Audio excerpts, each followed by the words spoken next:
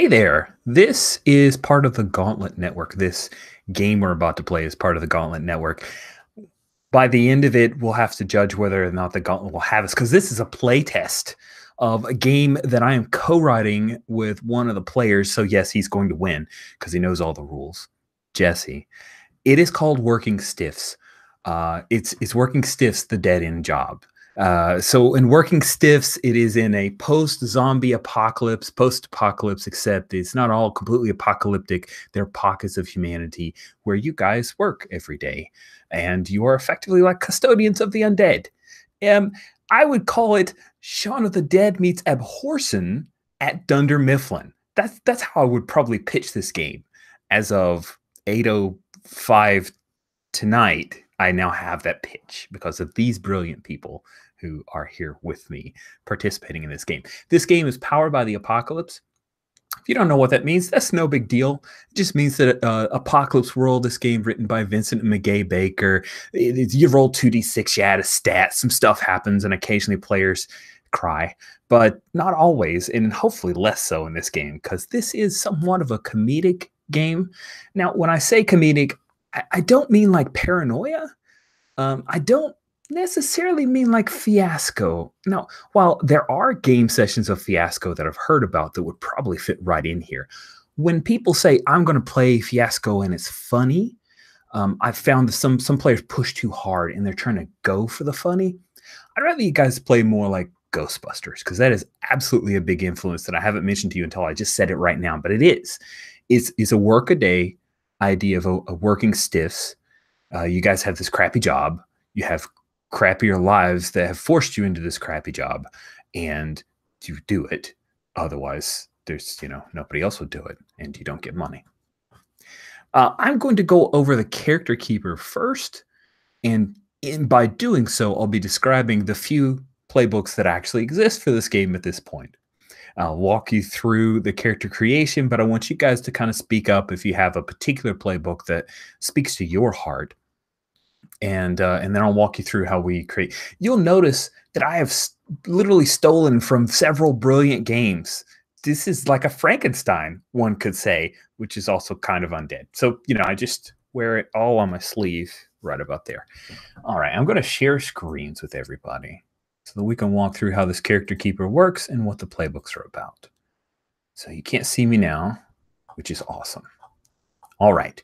In this game, we currently have 5 playbooks: the Slacker, the Overqualified, the Veteran, the Outsider, and the Thrill Seeker. So the Slacker is a person, whether you push papers or fight hordes of the undead, we're all just working for the man. The Slacker is the person who is really lucky, they kind of a know-it-all, they know people, they have some really cool moves oriented around if they show up late, they have the possibility of wild stories that have happened, and those stories can lead on to the possibility of getting some benefits. We'll work through that. And also, they can if you make a joke about a very dark situation, you can clear conditions, which are effectively our hit points in this game. And then anybody who laughs at the joke also gets to clear conditions. So it's definitely worth it. And then you have a contact-related move. Those are the 3 moves. You choose one at start. And then to get experience points in this game, you work with keys. Yes, Lady Blackbird keys. You will choose 2 of those keys, and when you hit one, then you'll mark XP. And if you decide that key doesn't necessarily fit you anymore, then you can turn it in and automatically get an advance, and we'll find you a new key. If you ask where are other keys, well, you chose 2 of these, so you must want the 3rd one. That's what I'll assume, unless you tell me otherwise, and then we'll figure it out. The keys are for the Slacker, key of the well-traveled path. You can do something the hard way or the easy way. You chose the easy way. If you choose the easy way, you mark XP. Key of the unimpressed, when you react nonchalantly to something shocking or scary, you mark XP. Key of the grand theory, when you draw absurd but plausible connections between seemingly unrelated events, you mark XP. And of course, everybody has 2 standard pieces of gear, the standard issued shotgun and the trench knife. The best thing for killing zombies because you never have to reload it. That is the Slacker. Jesse, is there anything else about the Slacker that I haven't pointed out, though you think is noteworthy for the playbook at this point? No, I think you pretty well covered it. All right, we're moving on. The next playbook is the Overqualified. I kind of think of this, if you've watched Superstore, this is the Jonah.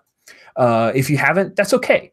This is just a pit stop on the way to better things. Before long, you'll be far, far away off to college in the big city, living the life you are meant to live.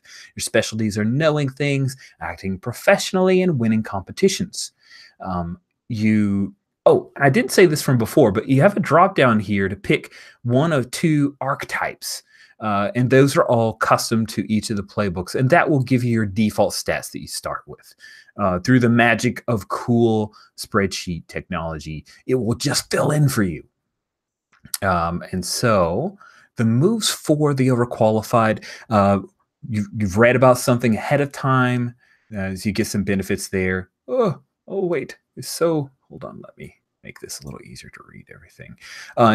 Employee of the month, fill it out of a triplicate is one of our basic moves. So you can, if you don't already have the condition kiss ass, which actually doesn't exist, that's fine. We'll figure that one out.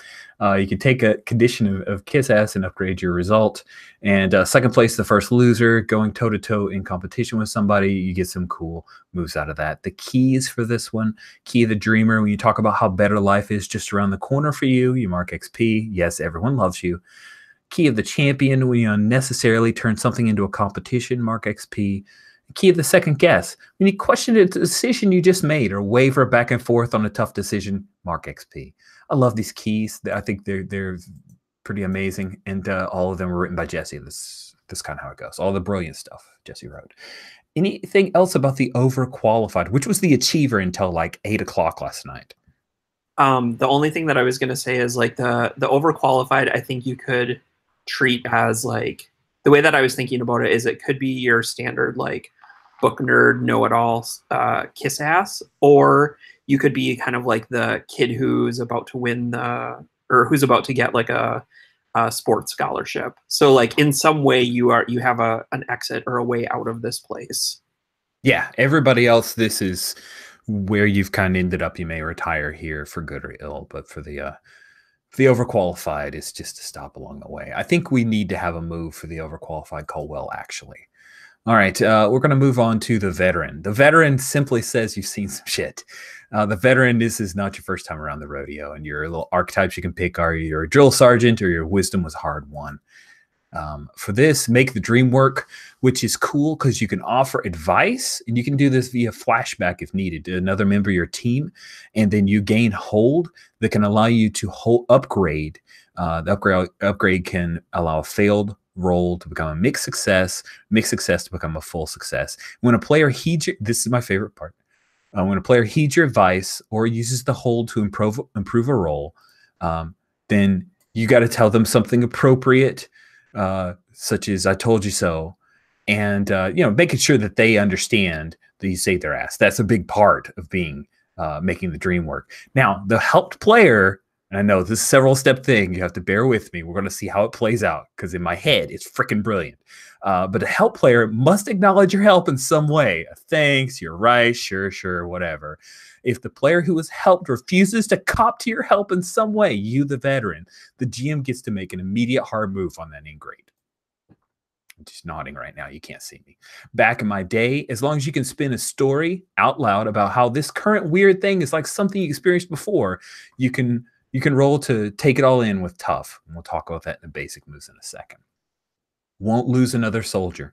You've lost friends and comrades in arms over the years. The pain of their loss is greater than any of your own pain in the moment. Whenever a teammate is threatened and you trigger a move to save them, you can choose to take a condition for a 10+ result on that roll. Pretty awesome. The keys for this one's Key of Honor and Key of Duty. Honor, you live by a strict code of honor. Key of Duty, when you complete a task or an assignment for your superior, mark XP. And then Key of the Has-Been. Once you were something special, the hope of your block, now you're just another schlub and cleanup. When you give up on a course of action because it seems too unrealistic, mark XP. Yes, you can get XP for giving up in this game. It's crazy. Anything else about the veteran? No. All right, cool. We will move on to the outsider. You're not from here. You grew up in the Deadlands, which means you know things other people don't. It also means people from town treat you a little differently. Your specialties are in scrounging, getting access, and thinking outside the box. Your archetypes are I know people, places, and things, and those things are often bizarre. And the world is a bunch of doors, and I'm a skeleton key. Love those archetype names. It's very exciting. Moves, backdoors, and secret handshakes. Whenever you're unable to get access somewhere, you can roll sharp and find ways to get in. Oh, dang it. I keep having problems with this. All right. Dumpster diving. When you scrounge in the Deadlands, tell the GM what you're looking for and roll plus sharp. You can find it. Outside the back box thinking gives you a +1 to weird. If you choose this, by the way, all I want you to do to choose a move is just go in here and just click on any of these colors to highlight. That's all you have to do, and that way I'll know that move is active for you. I was going to do something more fancy, but I really wanted to kind of see the scope of all the moves for you guys. Keys are the outcast.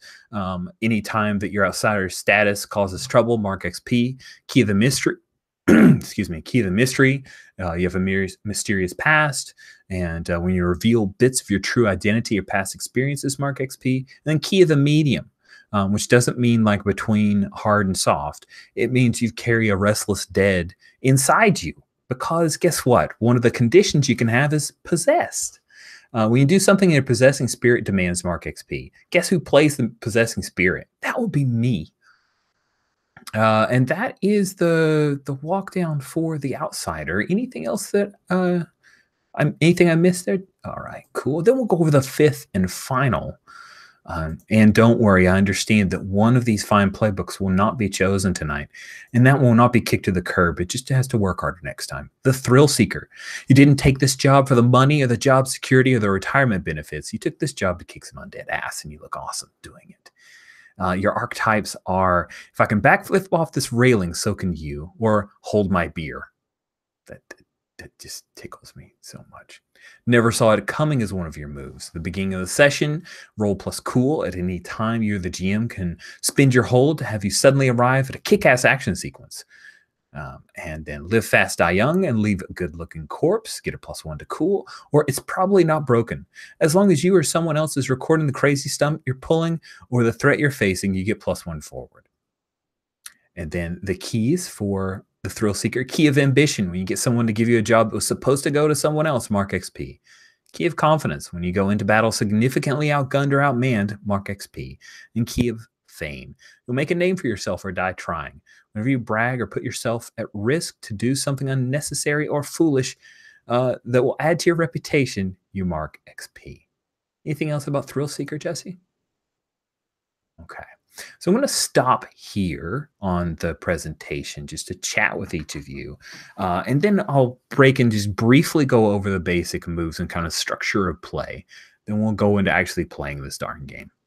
So Jen, were there any particular playbooks that called to you? The Thrill Seeker, definitely. Thrill Seeker for Jen. Anybody else? Thrill Seeker was on top for them? No? All right. The Thrill Seeker is yours, Jen. So if you'll just go in on row 5, you can just put your name right there and claim that one. It's yours. You can start working on archetype, highlight those moves, and highlight your 2 keys. Jesse, you go last because I like you less. Kevin, was there a particular playbook that called to you? I would like to be the outsider because I would love to be possessed by you. Awesome. Did anyone else want to be an outsider? All right, Kevin, the outsider is yours. Steven, is there a particular playbook that's left that you like? Let me take a look. Actually, is there one that you or Jesse would like to see in play? I've seen exactly 0 of them in play, so any that I see will be delightful for me. Let's see. Because I was actually looking at the outsider and the thrill seeker. So give me just a second. Dang, I'm so sorry, Steven. It's the thing of having an S for your first name and the way that it goes from left to right, and I'm lazy. All of those things contributed to steal those playbooks from you. Oh, but it's no problem. Yeah, they're all fantastic. I'm gonna say not the overqualified, Okay. and I might have trouble with the slacker, so I'm gonna do the veteran. All right, the veteran should be fun. Yes. Put on your old man or old woman voice. Just once for me. And then, Jesse, you get the table scraps. What would you like? I think I want to be the slacker. All right. You are the slacker. That means the overqualified was too overqualified for you, hosers. So I will hide them. But just so you know, they probably were promoted.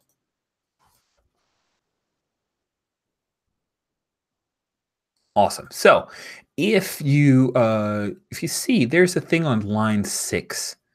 On row 6, it's called image URL. If you've got a JPEG or PNG image that you think is cool for your character, you can drop that URL in there. And if I see it pop up, I'll do a quick thing to have it hop up into character portrait. I'll input a quick thing in. But if you want to just use the looks area of rows 8 and 9 and just write a quick jot down a bit about your character, that's fine.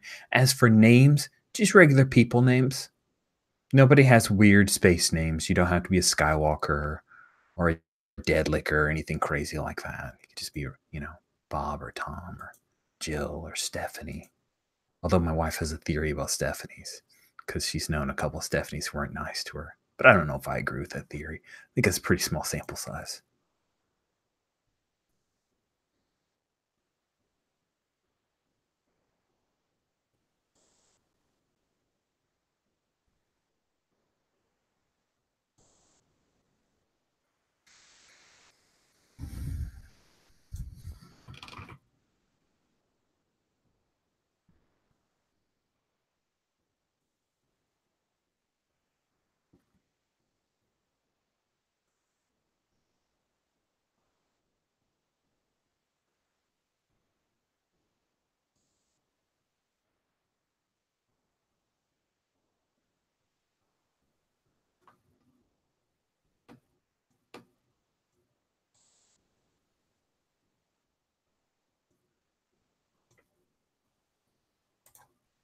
I just expanded the width in hopes that the moves will not take up like a page and a half for everybody. I'm gonna do something about that.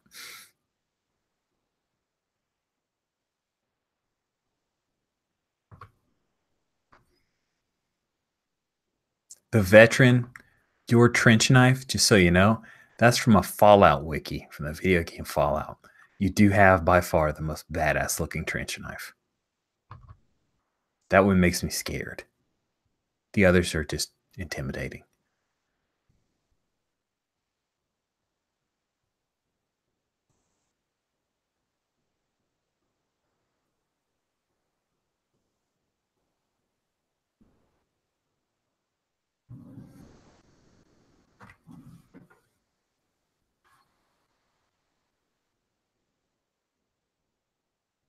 So quiet.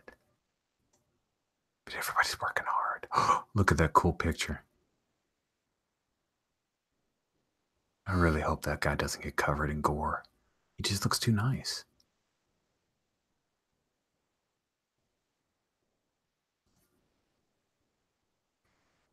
A couple different ways. You can either go insert and then go down to image, or if you want to go to row 6 and paste in the link to the URL of the JPEG or GIF or whatever image, then I'll make it appear for you real quick. Oh, there it is. Is that the picture, the pen that was, yeah, hold on. I won't need to. I just saw a pen pop up. Is that supposed to be the picture for the outsider or for someone else?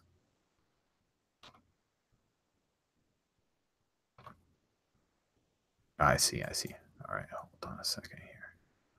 We'll take care of that.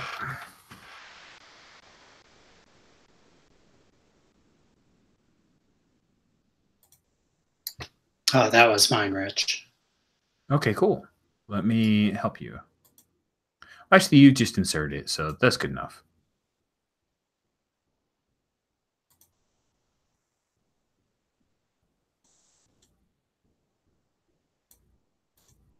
Let me go ahead and put the Is actual. the URL supposed to go in that second column? Is that It what's... is. It Okay. is. I was just fixing that right now. There we go.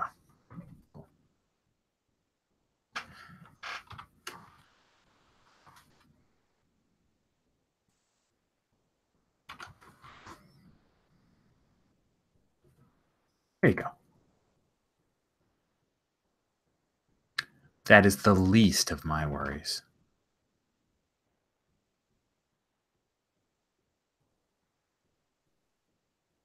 Zay. Nice. That's a very good name for a thrill seeker.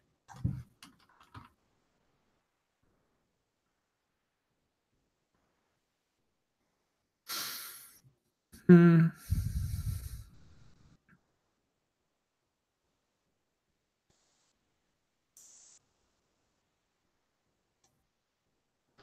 I got it by Googling cool boy names. Nice. If only I'd Googled that before our son was born. No, actually, I like Donovan.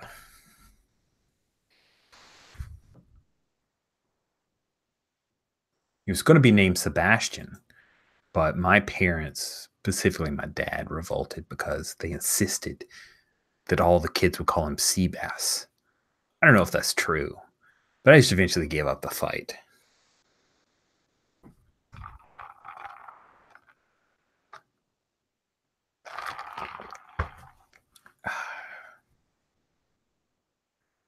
I feel like people are coming along pretty well.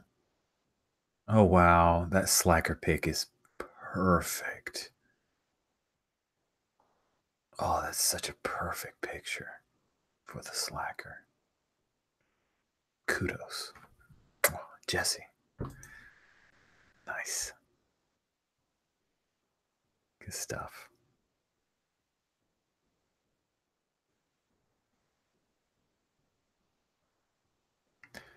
All right. For now, I'm going to hide these unchosen moves because looks like the first moves are the ones everybody liked, and that's okay.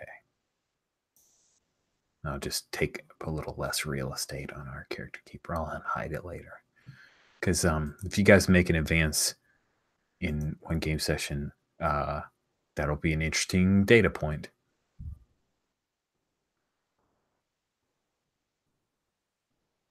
Cool. Is there just the one on the Thrill Seeker?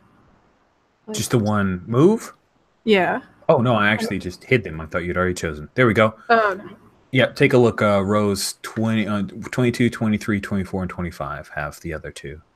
Live fast, die young, and it's probably not broken. Gotcha. It's a mighty good veteran.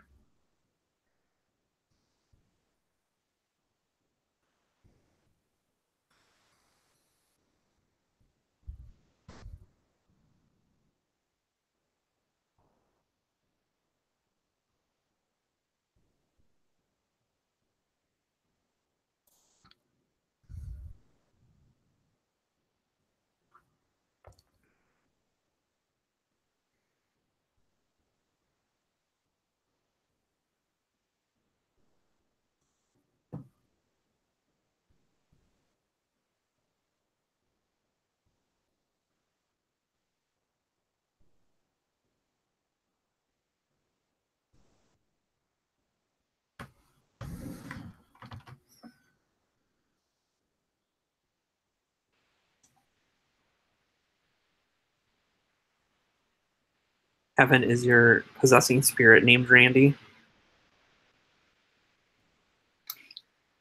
It is now. Wow. That's pretty crazy.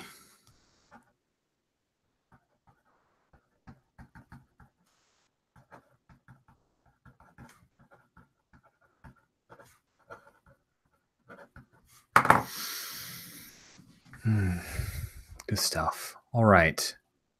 Looks like we're down to choosing a few keys, but most everybody's great progress. Anybody have any questions? Anything they run into that's a little confusing?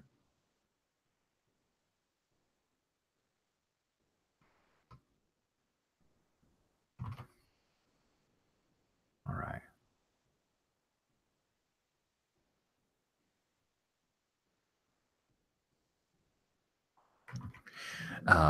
Now you'll notice that the XP at this point, I didn't run this by Jesse, so he's probably shaking his fist. But in Cartel, it was 3 XP to advance. And so we're going to test that out because I trust Mark D.S. Truman as being smarter than me. So you must have a reason for that.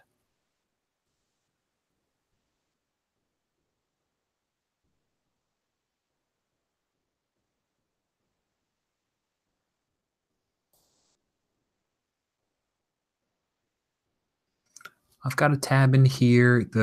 The ones that are highlighted in blue, those tabs are rules, keys and conditions. That lists out how keys work, clearing them out, conditions. Now, see, so this is something I stole from Pasión de las Pasiones because it's freaking brilliant. Conditions are like our harm track, but conditions do more than one thing. So if you have a particular condition, it will give you a -2 with one of the basic moves, but a +1 with a different basic move. Now, those will stack. So if you have, and there's an example in the bit about conditions. I'll explain this as we get to it, but I just want to talk about it, buy you guys some time. So yeah, is it because cartel characters don't live long enough? Probably. And you guys hopefully will live longer. So we'll probably go back to a 5 XP track. Better get all those advances while you can. So the conditions, if you have one that gives you a -2 in a basic move and a different one that gives you a +1, then you just have a -1. That's what I mean by it stacks. So that means simple math will be required. I'm sorry. But I have faith. I have faith you guys can pull it off. Once you guys are comfy with your characters, looks like everybody might be ready, but I wanted to make sure. Everybody good if I move to talk over the basic moves? I'm not going to get into excruciating detail, but I want to highlight them. And then as we play, I'll say, it sounds like you're triggering a thing, but if you're leaning towards a move, feel free to let me know. And so I'm going to go over basic moves. Anybody need a moment? Pretty good. Looking for heads. Okay, one moment. All right, we'll take just a moment longer. And I'll pause and drink some sweet tea. I got this when I went to see the Twins at their new stadium. I love that stadium, guys. It's so cool. I mean, I like the Metrodome. Don't get me wrong. The little blimpy thing that would like drop t-shirts on people, that was kind of dope. It was cool. Here's the deal. So I lived there for 4 years. I lived in Twin Cities for 4 years. And I had a buddy who worked at Valspar. And so I would drive up because Valspar just across the street, right?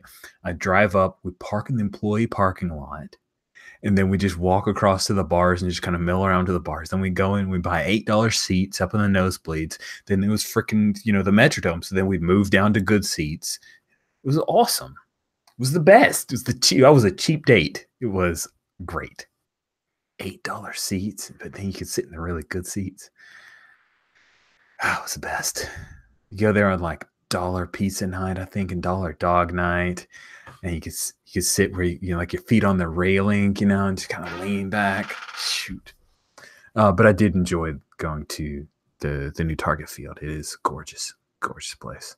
A lot of bars.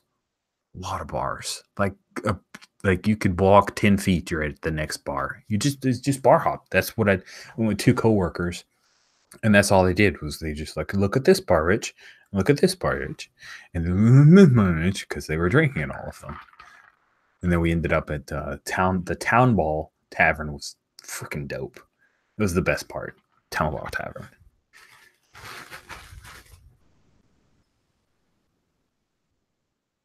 I think I have everything filled out. Awesome. Guess what? If you don't, We'll figure it out. We'll fix it. I'm going to go over the basic moves real quickly. Again, just an overview. And then we're going to work through figuring out your office. And then we will jump into your first job. So I'm going to share screens again. Yay. Okay. So in this game, there are a number of basic moves. The structure of play is that we will begin with you guys. Like for the first session, I just want to get to know a little bit of you. So we'll each do just a wee bit of introductory. Then we'll start with you arriving at the office. And there will be a bit of play that happens at the office. I'm doing a lot of hand gestures when I'm sharing screens. I don't know why I'm doing that. So I'm going to stop doing hand gestures. No, I'm not. I'm going to keep doing it, but I'm going to pretend I did by saying it. So you have a resource pool. Okay, so when you go out onto the job, the office arms you with a standard issue shotgun and trench knife, but you almost always will need more stuff. So the resource pool represents that other gear that you and your exterminators need to do the job. So rather than having to plan ahead and buy pitons and wax and like a silver mirror, you will spend one or more if I tell you that is necessary from the resource pool. That's a common thing. So you'll notice that on the team area, I have a resource pool. You guys can all add to that resource pool. Now, of course, you're thinking, how do I do that, Rich? Let me tell you. The best way to do that is when you're in the office and you try to get the resources that you need to do your damn job, you tell me how you're doing it, and then we'll work towards a role. Those roles, if successful, will allow you to add to the resource pool, or you can add to the resource pool, but there's something about it that isn't perfect. And if it's 6-, then you piss somebody off in the office, and that just never works out. So fill it out in triplicate is something that only happens in the office, and it's really oriented around building up your resource pool. Now you'll notice that the resource pool doesn't necessarily give you bonuses all the time, but if I think that a particular item is perfect, then I can allow you to remove one from the resource pool to take +1 forward to your roll.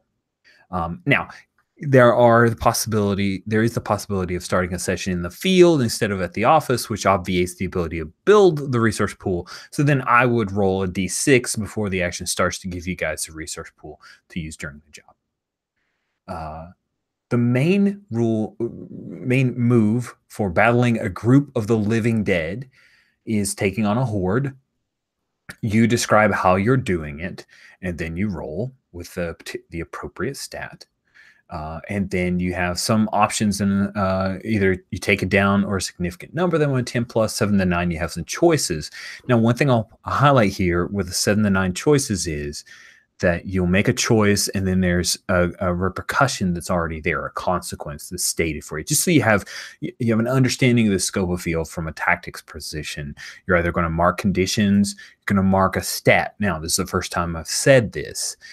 This is specifically for take on a horde.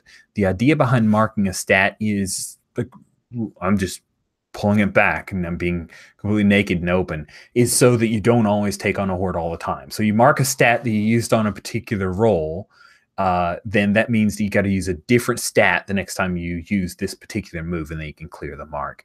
And if you do mark a stat, it's just right there. You just, yes or no, nothing, or put an X, whatever you want.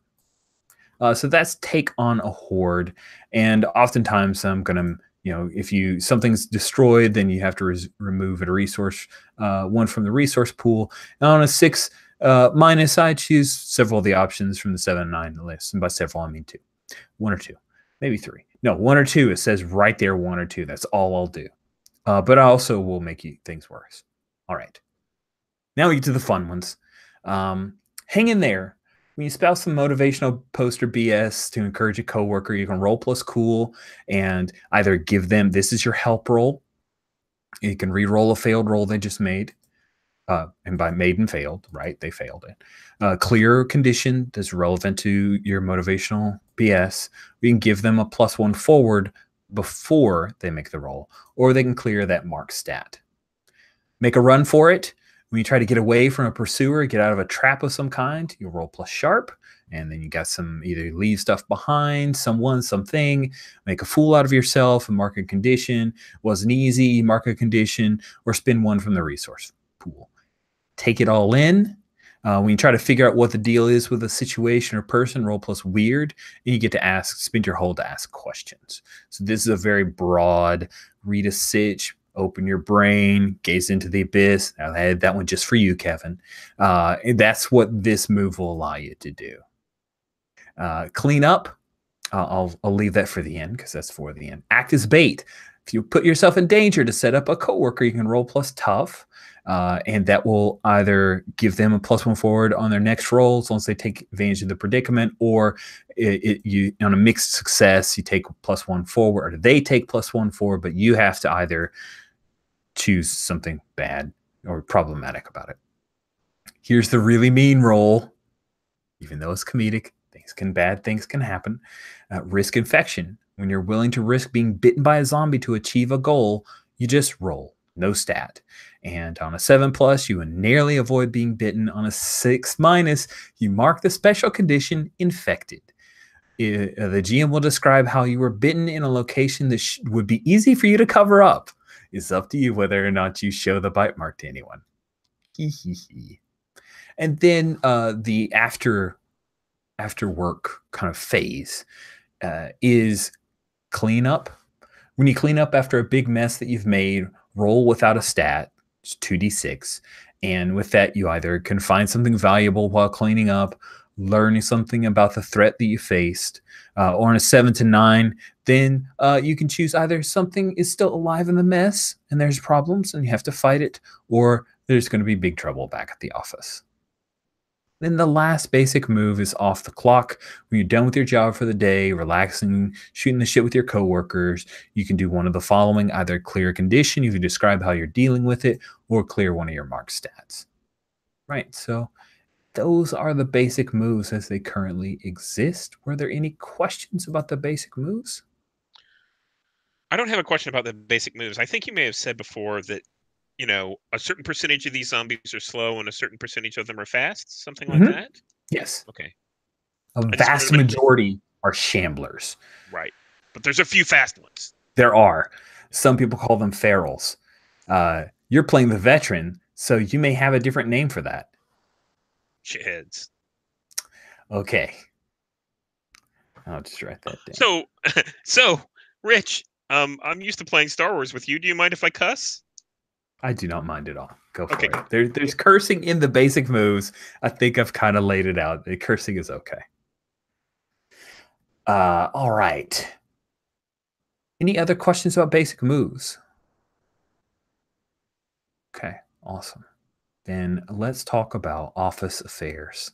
All right. Will you please go to the office area tab, and I'll again work back to the thing where you can't see me and then talk with my hands. These are the office affairs that we have currently built. You will notice there are 2 blanks on each line. One of the blanks, the first one usually is a PC, and the second one is usually an NPC. But if you can flip-flop the order. Those are things that are important, but I want to highlight them before everybody introduces their characters. Now, these pictures already say, what is that? Picture's worth 1,000 words. So you got to add everything after 1,000 to tell us about them. So Steven, since you got to go on pretty much last, except for Jesse, doesn't count. I'll let you go first, introducing your veteran. Describe it, or pick an office affair? Describe it, because I wanted everybody to know who they're choosing for before we. Although I think the playbooks are pretty explanatory, but I still want to give you that as the opportunity to introduce your characters a little bit. So Bill McCarthy is kind of a crunchy old guy. He's seen a lot of action around here at the office. They just expect him to retire any day now. He's not going to be around for very long, one way or the other. He's kind of got a scarred face and always wearing like this, a green T-shirt with like the sleeves ripped off and cargo pants that he stuffs stuff into and things like that.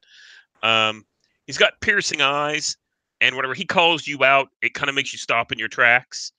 I took the make the dream work action, which is where I give advice to people and then I make sure that they understand that I gave them advice, that kind of thing. And then the keys I took were completing a task for the superiors and then giving up. Awesome. I'm really excited to see that in play. Thank you so much, Stephen. All right, so that is Bill the veteran. Kevin, please tell us about your outsider. Sure. My outsider is Randall Winters. Don't call him Randy, because Randy's the name of whatever it is that's riding him inside and sometimes causes issues. Randall's an outsider, and trying to fit in is kind of hard. Everyone just assumes that he can't work in this environment, but he's great when he's out there on the other side. I chose backdoors and secret handshakes. So he's good at getting into places.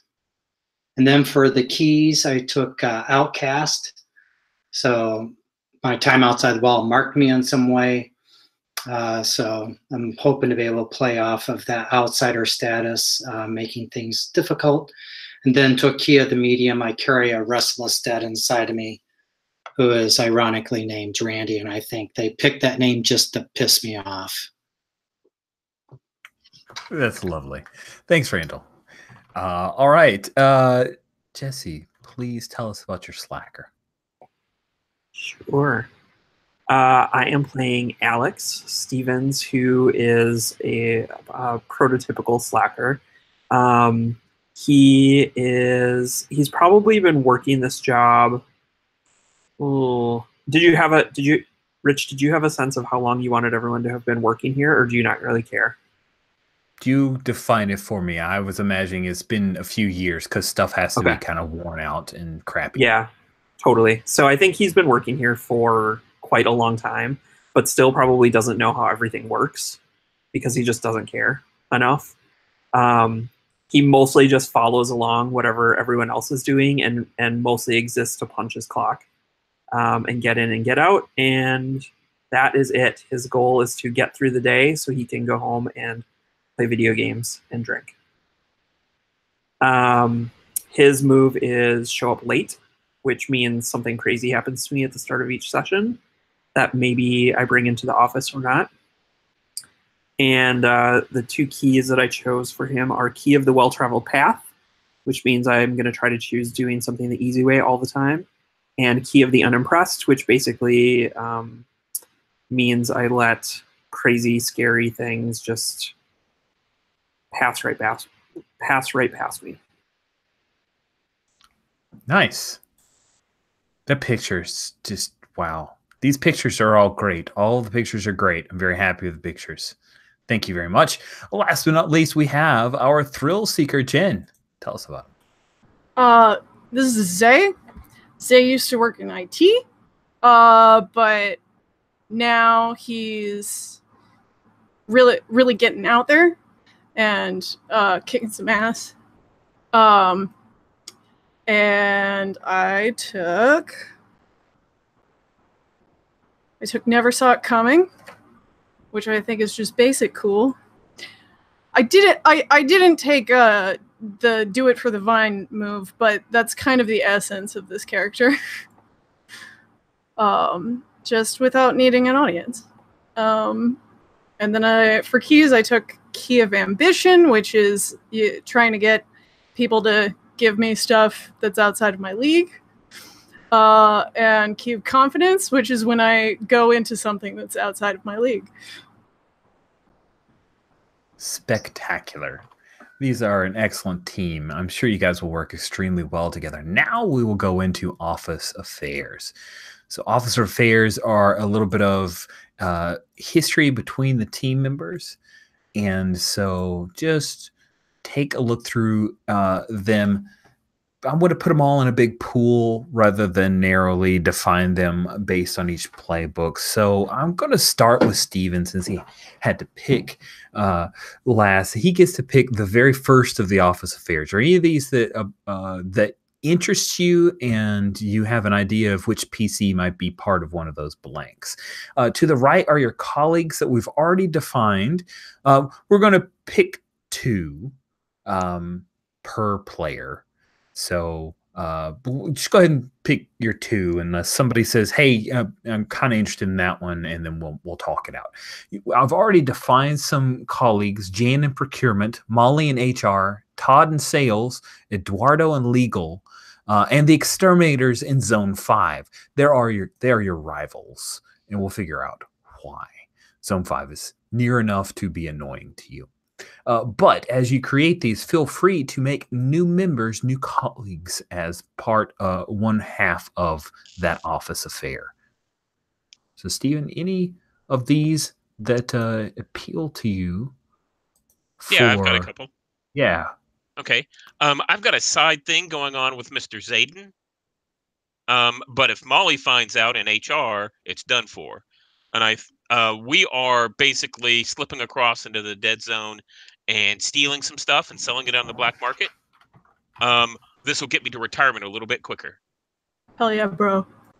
Yeah. All right, cool. So that is agreement. I love it. Cool. And if you want to grab that, you can just copy that and then paste it into. There should be an area for office affairs, unless Rich accidentally erased it. No problem. There is not an area for office affairs. Oh, no, it's down below the knife. Just keep going down. Thank goodness. Look, guys, I even have like a check mark and a not check mark part. That's high tech.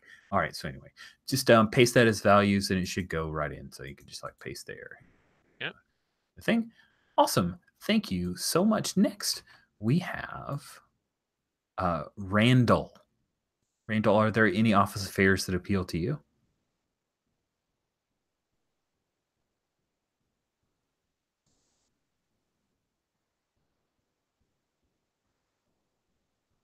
Kevin.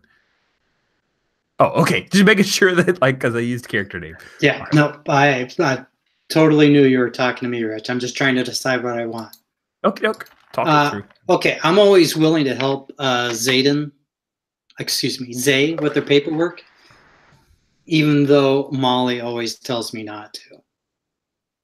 Man, this Molly, I'm already getting an image, just the relationships that are going on there. All right. Does that sound good for you, Zay? Sorry, head shake yes, because I was off of that. Pretty freeze? Bueller? Okay. All right. Jen, was that okay for Zay to... yeah, general format is PC in slot 1, NPC in slot 2. But if you're like, oh, wow, it would be really great if I had NPC in slot 1, then that's okay too. Cool. So always willing to help Zay. But if Molly finds out, then there's problems.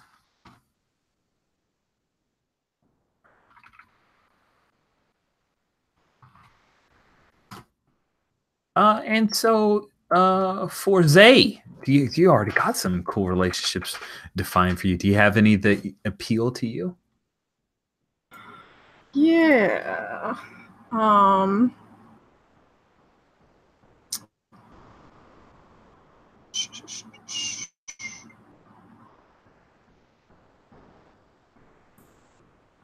I think I pulled a prank on, hang on, let me check.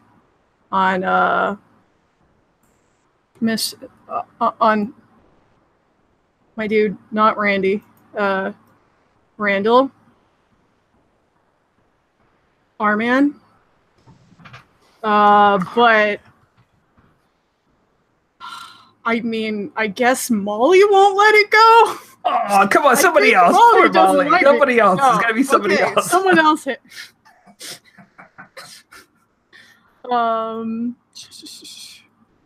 Note to I self: think need maybe more people in HR. No, I just like that she really doesn't like me. Maybe Abdi won't let it go. Abdi? Yeah. Oh, from Exterminators from Zone 5? Yeah. Ooh. All right, so and I will get so first of all, the side thing going with Zayden, we defined that you two sneak over to the dead zone and grab stuff to sell, which is really not legal. I know, right? Everybody wants to go after HR. Always willing to help Zay with their paperwork, even though Molly tells me not to. So then pulled a prank on Randall, and it was funny that one time. Tell me a little bit, Zay, what kind of prank would you have pulled on Randall the Outsider? I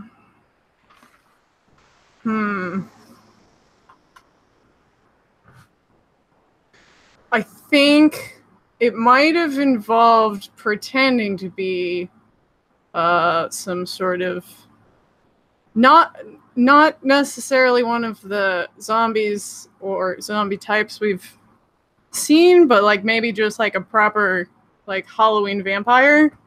But it was a jump scare, and it was out in the field, and Abdi thinks I'm an idiot for, just having some harmless fun that I might have almost gotten shot for.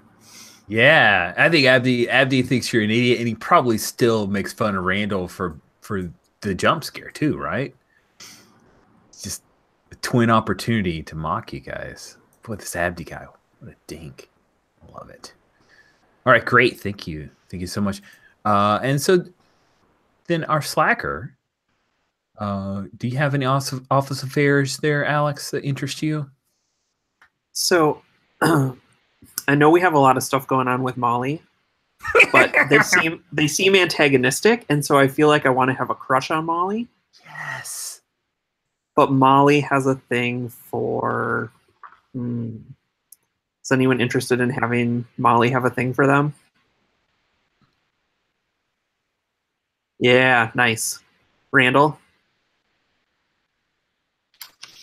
Yeah, she likes that bit of strange. Plus, she gets 2 for 1.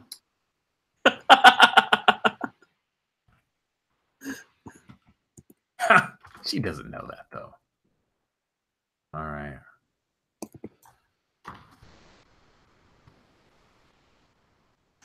Sounds good. I'm going to circle back around to our veteran.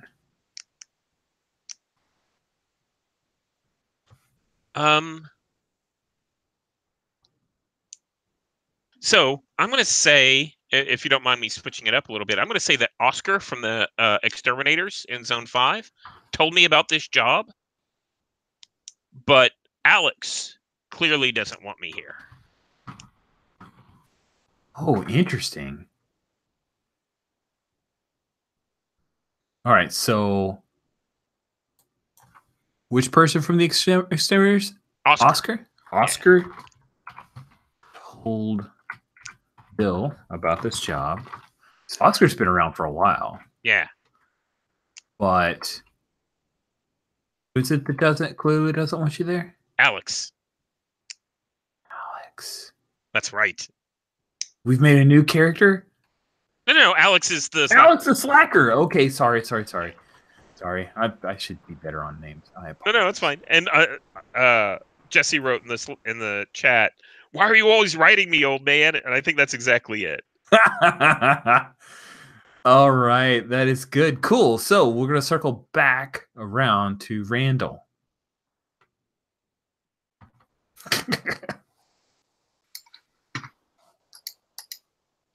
I think Randall really wants Bill to be his mentor because Bill's seen some shit. He's got deep knowledge. He's been inside longer than any of these other people. But Todd in sales just keeps messing with it. I don't understand why Todd is like that, but he's in sales and they're just nothing but trouble. Love it.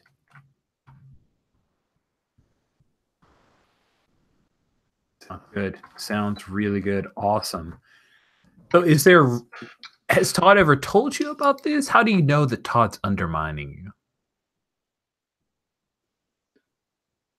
I think maybe I heard a bit of him Or maybe saw some instant messages he was sending over Slack to Molly, trash talking me when I walked by his desktop. Nice. Oh, that's good. It's good. And Todd's got like slick flat screen, 24-inch monitor. Todd's my Chad. Yeah, good stuff. Good stuff. Love it. All right, Alex, what's your second office affair?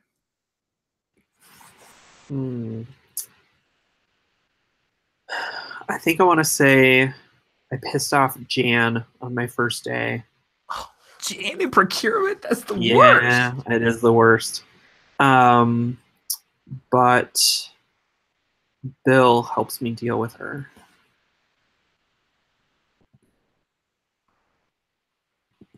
You with that, Bill? Bill, how do you help Alex deal with Jan in procurement? I think Jan and I get along. Basically, she knows that I'll do her right, and I make sure everything that comes back through her looks good. And we return all the stuff we need to, all that kind of stuff. We try and make sure she looks good. And I tell her to cut the kid some slack. He's on my team. Once I retire, he can go to hell for all I care. Then she can get him back. Nice. That's pretty cutthroat. It's very mercenary of you. I love it. That's good stuff. All right, and then last not least, Zay, what is your last office affair?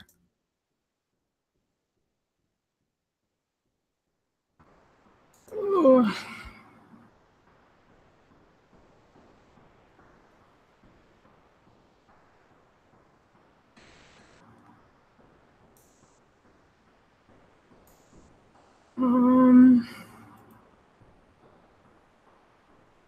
If none of them appeal, that's okay too.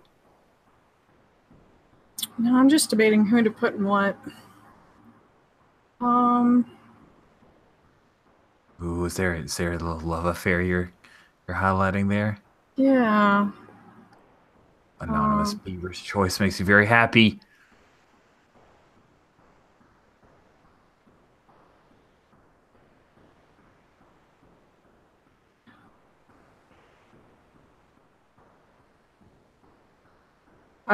I could go Eduardo and Bill to play off thinking that Bill is a narc.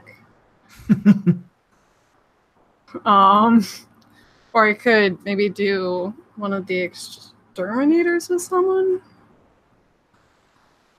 They were rivals. Oh, I don't know. And you can make a brand new member of the team in the office too, if there's somebody you have kind of visualized. I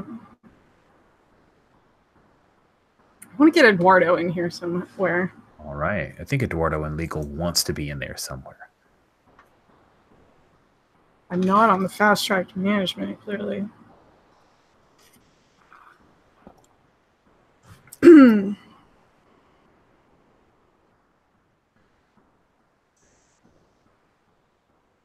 Oof.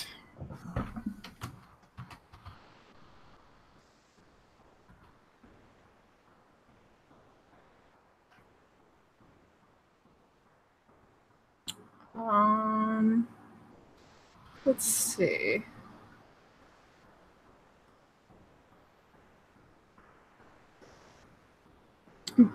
Bill, would you rather be friends with Eduardo or enemies with Eduardo? Oh, pencil neck like that, I'd rather be enemies. Hell yeah. Okay. I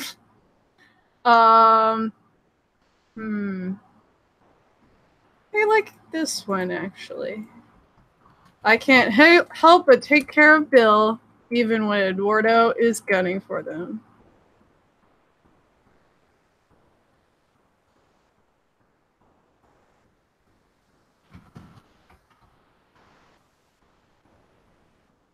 Lovely.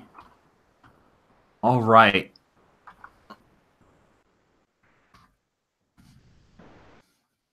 These are some great office affairs that everyone has chosen. I'm very excited about these. Neat, neat, neat. Now, again, if you're wondering, oh, what kind of mechanical impact do these have?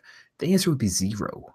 This is all just to give you some idea of relationships that you and I can mine and exploit as we play the game. Because if you want to help others, it is not something from that office affairs. You can either, give them a little bit of motivational post or BS encouragement, or you can act as bait. There are some other ways that you can help people out. So, I'm going to ask some questions about our world, and I'm going to bounce it around as we head towards a bit more about our setting. So, Stephen, are we West Coast? Are we East Coast? Are we somewhere in the Midwest? Where geographically? I'm going to say we're in the U.S. because I'm lazy. Where in the U.S. are we? So you mentioned a wall. I think we built a wall against Canada. Oh, that's great. Yeah. That's great. A wall against Canada makes me very happy.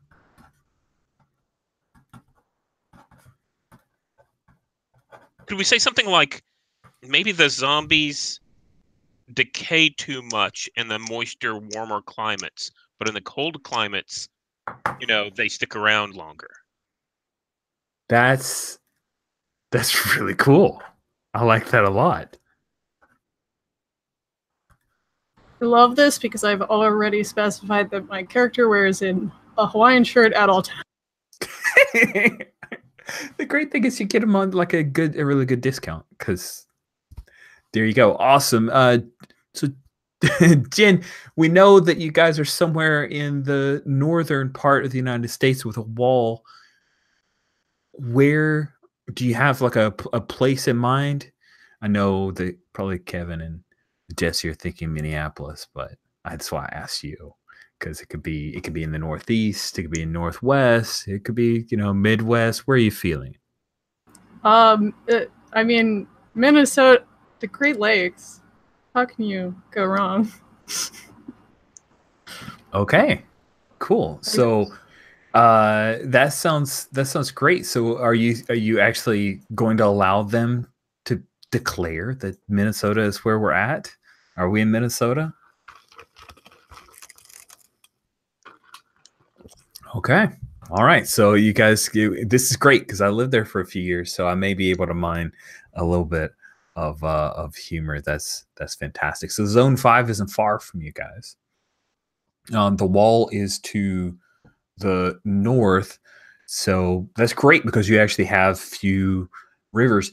And by the way, land of 10,000 lakes. I'm just going to tell you right now, it's more like 9,900 ponds and maybe 100 actual lakes. Oh, goodness, Mall of America. Sounds good. Sounds good. All right. Yeah, I'm just trying to remember the whole orientation. So I think if we've got a wall, it kind of runs north of. All right. So help me out with a little bit of geography, Kevin. Where do you think it runs north of within the Twin Cities? Oh, in the Twin Cities? Let's have it.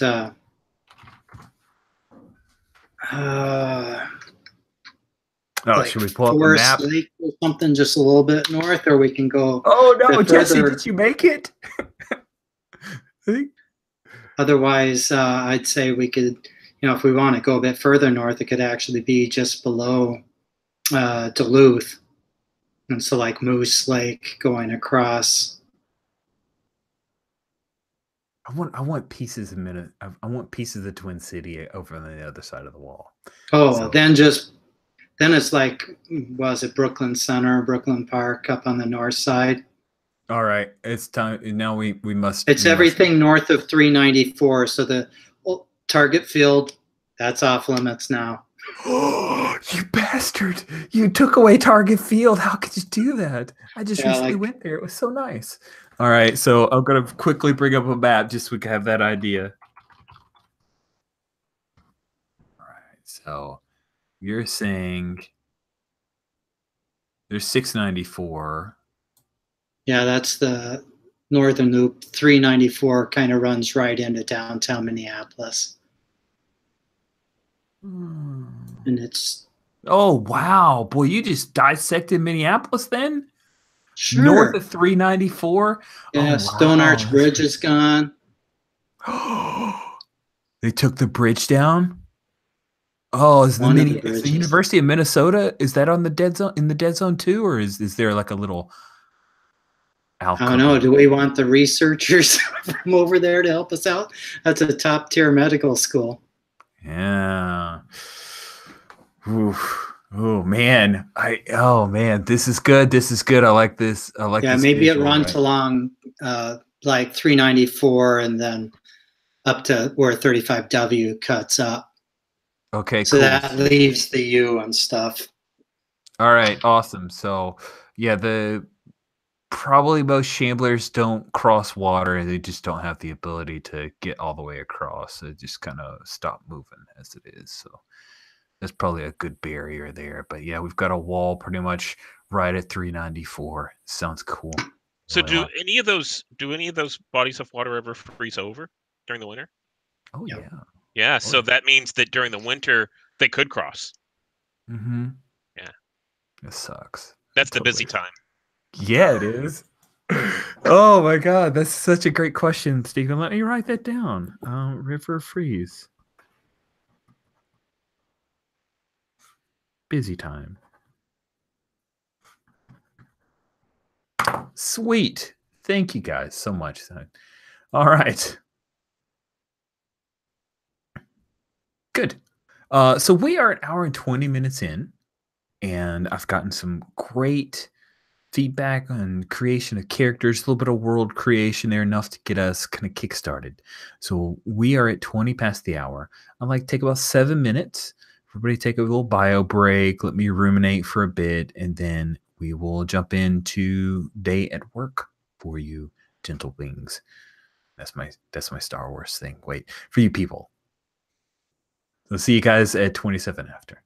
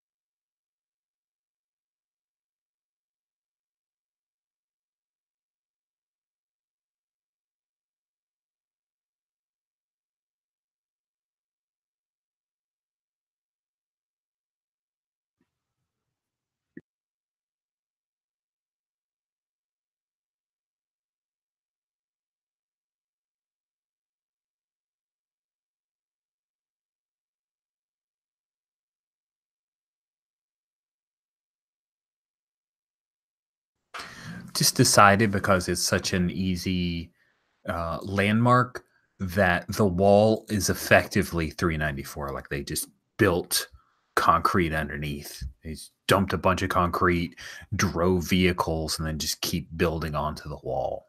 The wall isn't perfect. Occasionally it will have gaps and the like. There are actually areas with gates in case they're for whatever reason the military or the security will need to deal with something on the other side of the wall. But that one's a little out of your jurisdiction.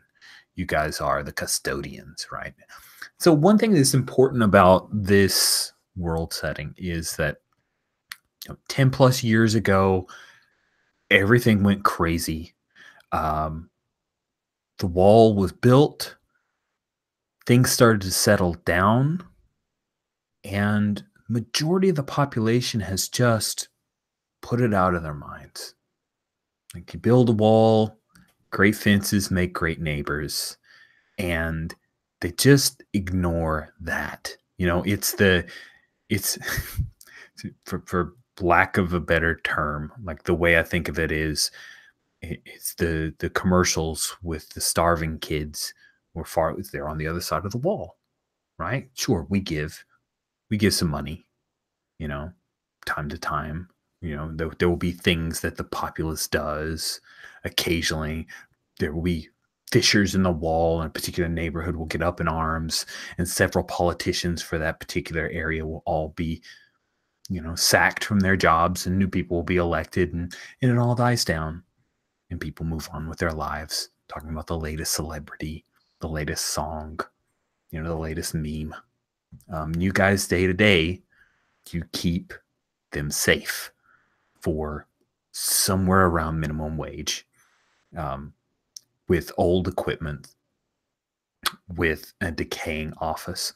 I have found where your office is, because through the miracle of Google Street View, I will share it with you, because it tickles me, my friends. It tickles me that the place where you guys work out of is this old Firestone Complete Auto Care that is now an office for you guys. You see 394, right? You're right up against the wall.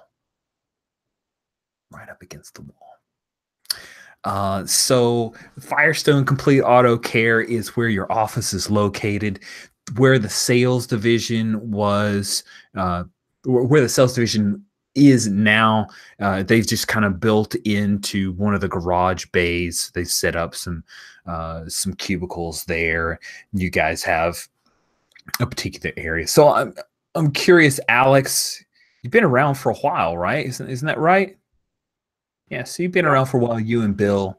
So you guys will probably give us a little bit of the details. So, Alex, what's one part of Firestone, which occasionally people will still call it Firestone, even though they've taken down all the signs. You can still see the shadows. You ever seen those things? Like when you have the sign up for so long that when you pull the sign down, it's on the brick, so you can still see the Firestone silhouette, I guess you might call it, of dirt and grime and the like. But what's one aspect of Firestone that pisses you off the most?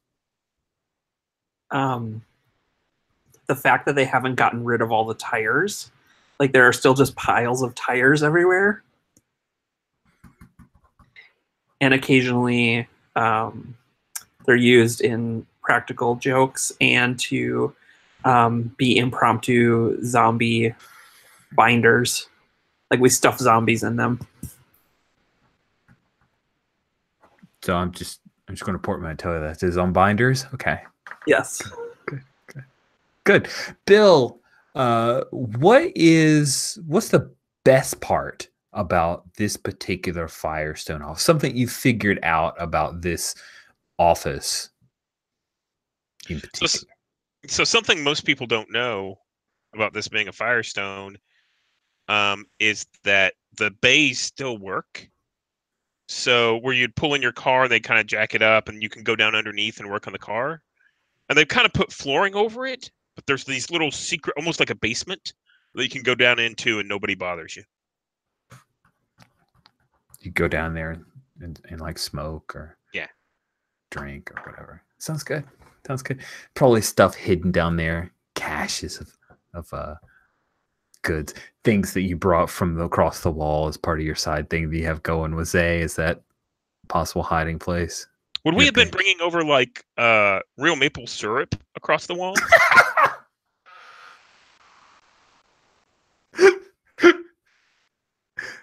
Oh, that's great. Zay, is it what you guys are bringing over is maple syrup? That's so dumb. I love it. You guys have a side job of maple syrup. Oh yeah.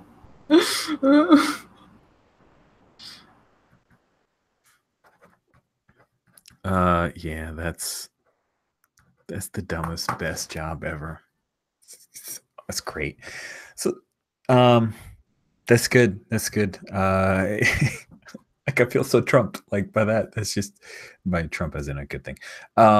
So then Randall, you're from the other side, right? So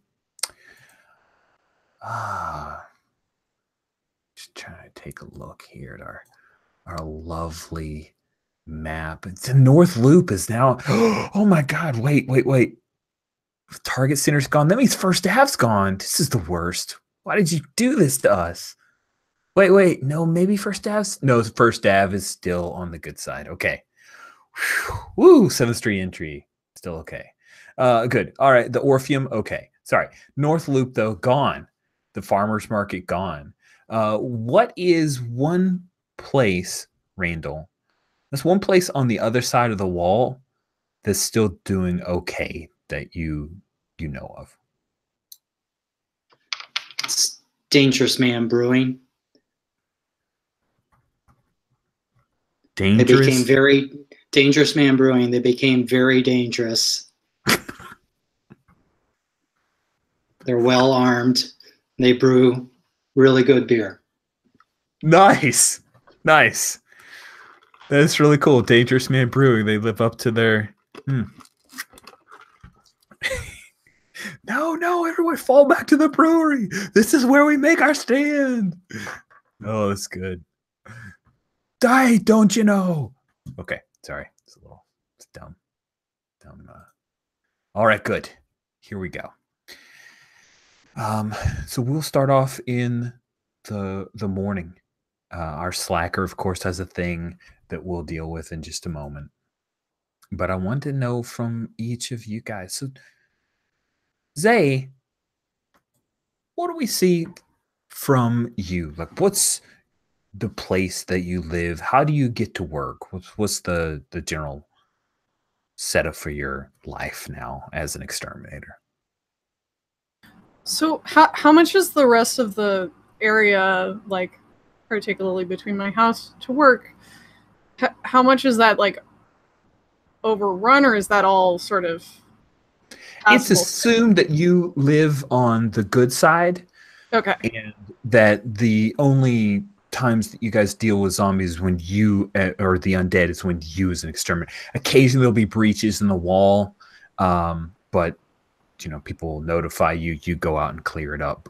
Majority of your neighbors don't have to deal with zombies at all. Okay.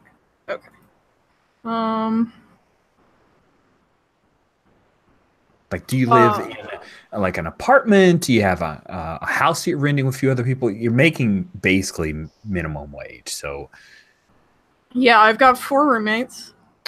And I sort of live in a it's kind of a garage. You might call it a garage. well, if you live in it and there's no car, then it's a bedroom, right? Yeah, exactly. Nice. Are these I have roomies my that own door. It's great. Is it a door that goes like really wide and it goes up with a remote? Yeah, you can get more stuff in and out that way. Are these roomies that you knew before you moved in? Is this a thing where you saw it in the newspaper? Yeah. I just like I found it through some folks I met at a just like a show I went to. A show like a concert? Yeah, yeah. Okay. Nice. All right. Just found out of this show. How long have you been living here with your 4 roomies? I think I've been here maybe not that long. Maybe I was living somewhere else while I had this job. And I just moved in there like a year and a half ago or something.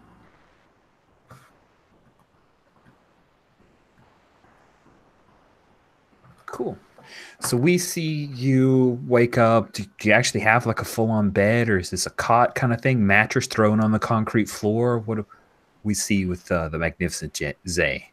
I've got a mattress and it's stacked on top of 2 foam pads. They're these like things that model homes use to make the beds look taller if the ceiling's high. It's really comfortable. Nice. I said, how do you get to work? Do Um, you walk? Do you take? There is some public transportation. There's a bus line. I There's usually like The light train take the isn't doing so. bus. Sorry, go ahead. I take the bus part of the way and I jog part of the way. Sweet. And then shift normally starts at 8. What time does Zay come rolling in?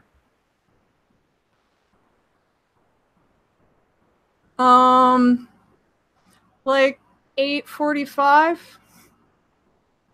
That'll be 45 minutes late. Okay. Okay, good. Yeah, That 8:45. feels like Feels good. All right, cool. I stay late though. There you go. Awesome. Thanks, Zay. So we see you'll come rolling in late to Firestone, your office. Thank you very much. Let's jump over to Bill. Bill, what kind of place do you live in? When we come in on the early morning, where do we find you? So I'm going to describe something, but I'm not sure how well it fits in with, that area of the country. So I think I live in a trailer park, right? Would that Awesome. be in or out of town? Would that be like way far out of town? Do you want to be way far out of town? Well, could it be in town? Absolutely, it can be in town. Okay. Yeah. So I think I live in. Zombies came, they probably had to like knock down some buildings and then people had to live, right? They evacuated. So trailer park, absolutely. There's a trailer park. Yeah, sweet. So I live in a trailer park, and I think it's still dark outside. You can see maybe a little bit of twilight, and you see the lights turn on in the trailer park, inside this trailer. It's like a 50-foot old trailer. And you see the lights flick on, and then you see the smoke start to roll up the window. I think Bill probably gets to work. He rides a motorcycle to work. Nice. And I think he gets to work probably around 7:45. Tell me a bit about this motorcycle. Is this really cool? Is this old jalopy? Is it cobbled together bike? Is it dirt bike? Is it a cruiser? It's not like a Harley or anything like that. It's not big money. Bill used to be a mechanic before the zombies came, and it's kind of probably pieced together, but it's not junky. But it's loud.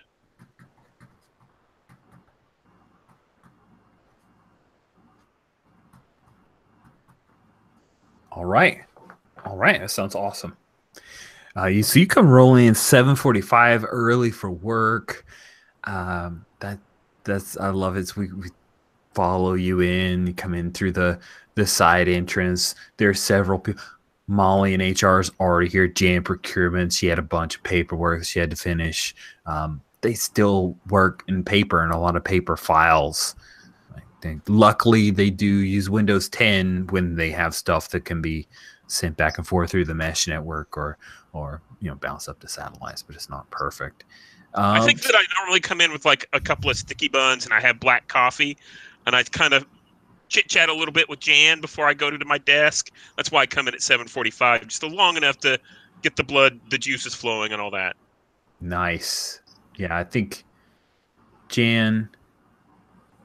I'm imagining Jan's kind of a less perky Edie McClurg. That is the redheaded secretary from Ferris Bueller's Day Off. So that's kind of the image I see for her. Little on the heavy set side, maybe in her 50s. Genial, pleasant enough for a person who works in procurement. She realizes that you guys have to get stuff sometimes, so she's amenable to trying to work the angles but she definitely does not want to get in trouble, right? So yeah, you give her a sticky bun, and let's go ahead. Let's call that a fill it out in triplicate if you want. Huh? You want to do that? Sure. Just because we're in a playtest. Because maybe that wasn't your intent, but damn it, I want dice on the table. That's cool. fine. I have given you guys a link to a roll for your party, but let me relink that in case people lost it. You mind if I roll physical dice? I do not mind. Okay. And physical dice? Did you steal that out of a Yahtzee game or something? yeah. And we would call these. This is probably sweet talking people. Yeah. I think using sticky buns to get to the nougat of Jan's heart be sweet talking. Aha. So I rolled a 6. Okay. So you rolled a 6. Now, if you're sweet talking, you're rolling plus cool. What is your cool? It's a 0. Oh, okay. So that sounds like a failure. Yeah. So the bad news is that that's not an XP. Yeah. So other games that would be an XP for your troubles. You don't get what you want, but you manage to make an enemy in the process. So here's what happens. You come in, you chat up Jan just like normal, and then as you're walking away, you hear Todd in sales comes over and he's like, sticky bun for you, none for me again.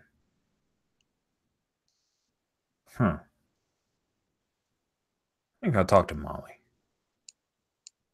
Feel excluded. You know what I'm saying? Jan says, oh, don't you worry about him. He's being pretty nice, don't you know? Just, if you said something, I'm sure that he'd be nice. You don't have to run up to the roof and complain. Just, it's all right. Does he say anything loud enough that I can hear it? Yeah, he's totally saying it loud enough for you to hear it. So I think Bill is walking off to go to his cube, and as he turns the corner, he flips off. Who was it? Oh, it was Todd in sales. Yeah, I think he flips off Todd, and he doesn't even turn around. You just see the finger, and you just see him turn around the corner. Oh, and Todd, like he tries to pull his phone out to take a picture, but then you're around the corner. You saw that, right? You saw that. I don't know what you're talking about. All right, it's cool. So let's now talk to Randall. Randall, where do you live? I think Randall is in kind of dire straits. He actually lives over in Dinkytown. So that's where all the students for the U live, and it's pretty squalid housing. And see the camera come through the room, and it's just a mess with clothes piled all over, and it comes to this closet door. You see the closet door open, and Randall sits up off this little like air mattress that's on the floor of the closet, and tosses an empty beer can out, stands up, pats his pockets, grabs his wallet off a little shelf there in the closet. Got like this like Harry Potter closet thing going on. That's great. Pretty much. I had some friends in college who did that actually. And see him kind of just make his way through the rooms. There's like at least 5 other beds through the house. Everyone's just, barely squeaking by. And he goes out back and he pulls out his car keys and he gets into the last working Yugo in the entire Twin Cities area and starts driving over to the Firestone. Yugo? Oh my goodness. Dan, did you bring that over, or is that a thing you actually picked up when you got here? That was the last car that came over from the north side. North side, that's a nice little, they don't say dead zone, we just say north side. I like that. I'm writing it down right here, north side.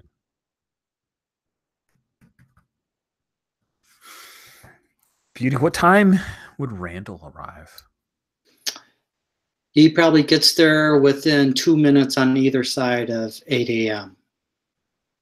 Do we punch the clock, or we're clock punchers? Then he'll get there 2 minutes before.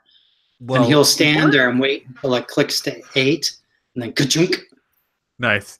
Yeah, I'm imagining that there wasn't a time clock situation, but then Molly and HR, like, of course she did. She brought that in because there were some discrepancies around pay, and some questions, and so just to make it sure. And there's a camera. It's like an old webcam, but they have it pointed to make sure that you don't punch in somebody else. She checks. That's what Molly does. Good deal. Good deal. All right. That is wonderful information for Randall. And then last but not least, we have our Slacker, which has a move related. So let's see how this goes. This is the first time we've seen this move in play, you guys. Let's see what happens. Okay. Read us the move just so we know what we're talking through. Sure. I'm not going to read the whole thing because it's pretty long. Please don't. At the start of each session, roll plus weird. On a 7+, what ridiculous situation kept you from getting into the office on time this morning? And then I need to choose from the list of options below. And then if it's a 7 to 9, something bad happens. So what do you choose? Let's see. Hang on. I got to roll my dice. I got a 7. Which one did you choose? Oh, I didn't pick one. I need to hang on. You can pick or roll a d6. Yeah, I'm gonna pick. Okay, I'm gonna pick number 3, which is 2 tabs of something that's supposed to make you undetectable by zombies, and also gives you a wicked buzz. All right. So you rolled a 7, and I rolled a 7. So when I get into the office, I feel like I'm going to miss some important information from the staff meeting.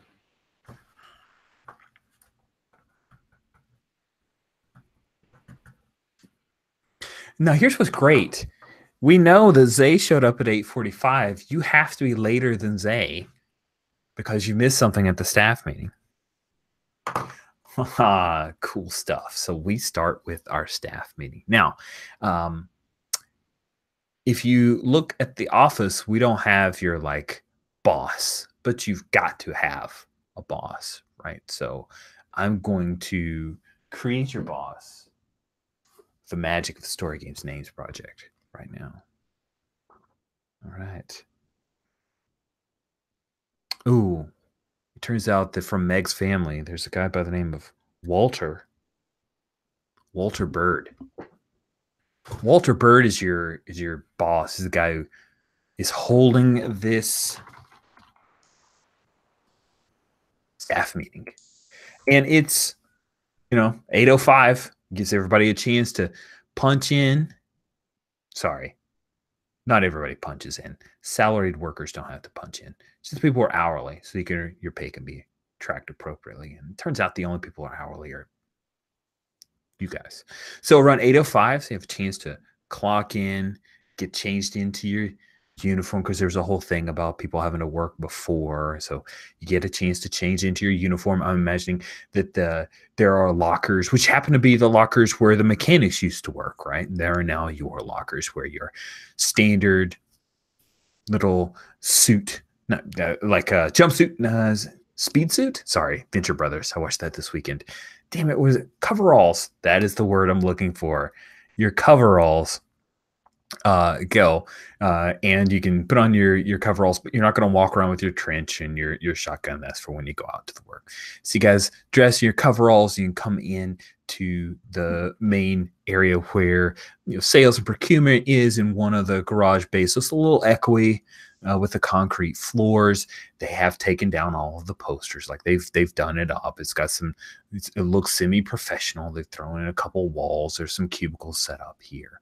And Walter Bird is the manager of the office. And he's got a clipboard because he's just that kind of guy. So as 8:05, he starts the staff meeting, but there's a lot of boring stuff that goes on between memos from the head office, and there's like an updated safety protocol. It shows you guys a DVD with some training information, and around about 8:45, Zay, you come rolling in. Do you actually, Zay, do you just come in the Hawaiian shirt to catch the tail end of the staff meeting, or do you go ahead and get in your coveralls? I get in my coveralls, but I'm still like, I just jogged the whole way, and I look, I'm always out of breath. Get there. Okay, well that looks good. I mean that makes you look like you care about being here, so that's good. So Walter says, "All right, Jay, thanks for working us into your busy schedule, Alex. All right, so there's no actual assignment for you guys vis-a-vis our zone, but I'm going to go ahead and chat with you guys. I have a little bit of a side project that I'd like for you to work with me on. So we'll go ahead and wrap up the meeting. Appreciate everybody. Don't forget Casual Friday later this week, and hey, Zay, what do you call it? Hawaiian Shirt Friday this time around, so you'll feel included. I know right. your people and the Hawaiians. That's good. That's good. So, all right, good. So if you guys just come into my office, and he wraps up the meeting, and he will lead you guys into the one office that actually has a window that doesn't look at the freaking wall. That's just to the north of you. It actually looks out onto the street. And wood panel walls, a few pictures up of some, like he's got a diploma in a college degree up, and it's got a couple of pictures, wife, 2 kids. It's got his little nameplate there behind his desk, and there's like one couch and a few chairs. He says, have a seat. Have a seat, guys. I'll need one of you guys to fill in Alex. He hasn't called in, so I'm assuming he's on his way. Here's what's going on. So, as you guys know, our zone's elementary schools, they had another cutback funding. They ran a GoFundMe campaign. It came a little short. So a lot of the teachers ask for supplies from the families, but I was talking to Brooklyn Query, who is the science teacher for the school, and turns out that Krogmeyer Elementary, which is on the other side, was evacuated. So all the kids got out, but Krogmeyer, they have a fully stocked supply room. So what I'd like to ask you guys to do is I want you to head over to Krogmeyer on the other side. Gather as many supplies. She's got a supply list here. He pulls out. She's got a little composition book, right? Where she's hastily scribbled a bunch of supply lists. These are the items the Miss Query would appreciate if we could provide for. And I thought it'd be great for our office, kind of a community service for Miss Query in the elementary school, if we could get them the supplies that they need. So drops the composition book near you, Bill, almost like he's giving you the job. So, boss, do we get to use the truck for this? Truck means you got to go through the gate. Well, yeah, but I mean, how else are we going to bring all this stuff back? I mean, this is a lot of stuff, and I kind of flip over a page or two of the clipboard. I think you are now trying to fill it out in triplicate again. Oh no. Okay. Yeah, you are. Okay. Cool. So I think, are you sweet talking, or taking advantage of the bureaucracy here? What do you feel like is? I don't think I'm sweet talking. I don't think This is so either. probably bureaucracy. All right, cool. Yeah. So if you're taking advantage of the bureaucracy, you get to roll plus sharp. I'm equally bad at sharp. Awesome. I rolled I a bet. 10. You rolled a 10? I did roll a 10.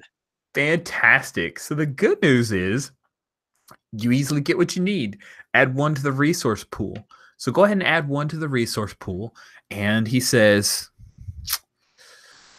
all right, go ahead and check out the truck. Make sure that Jan is aware of this. I will write it. He pulls out a little, he starts writing in a little bit of information. You need to fill out the forms too, Bill. I know you'll mind your P's and Q's there. That sounds good. Fill a whole truck. Oh, Query will be happy. So I pick up the list and I kind of start looking through it. I think I pass out part of the list to each of the other 2 people who are here. Yeah. And head back to Jan's to sign the paperwork for the truck. All right, cool. So you're good. So around the time when everybody's coming out of Mr. Bird, Walter Bird's office, Alex, that's when you come rolling in.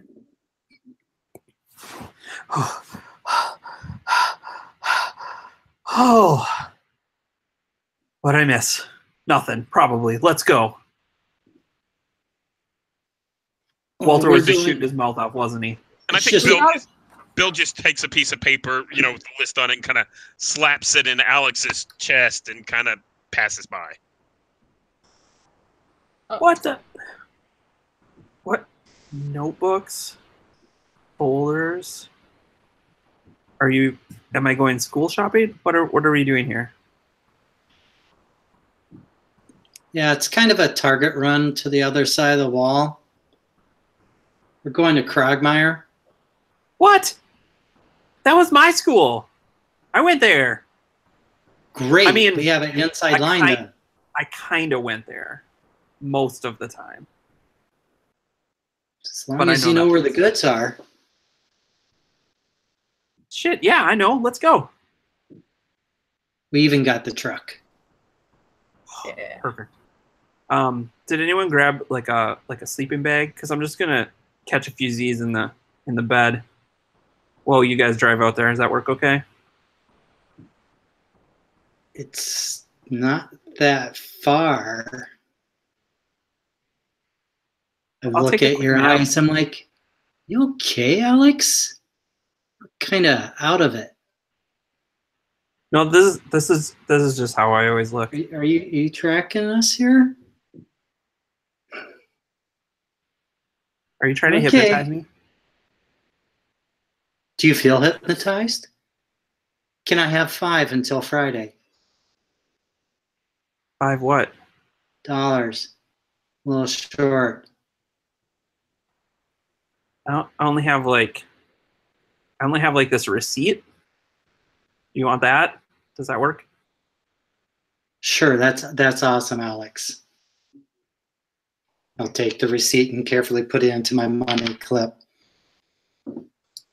Nice. So I'm going to actually roll back and apply a rule just because playtest. That bit where you flipped off poor defenseless Todd and Sales. Yeah. I'm going to go ahead and say that it circles back to you that Molly is a little unhappy with that. And so I'm going to give you the condition of shunned for that. So we won't roll back any of the die rolls that you've made, but I want you to go ahead and take the condition of shunned. And I don't think there's an easy place to put conditions in here, is there? I can put it below the stats under experience points. Yeah, let's do that. I'll make something a little nicer for next time, but there's a little note for myself there. Does shunned affect any dice any of the stat dice? It will affect the basic move if you check in keys and conditions. Shunned gives you a -2 to fill it out in triplicate and a +1 to make a run for it. Okay.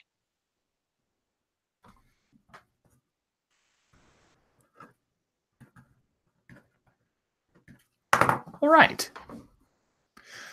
So before you guys head out on the truck, this is the opportunity to try to score some other supplies. Again, you don't have to specifically say I'm going after a 50 foot of rope. Just how are you trying to work in some extra supplies to build up your resource pool?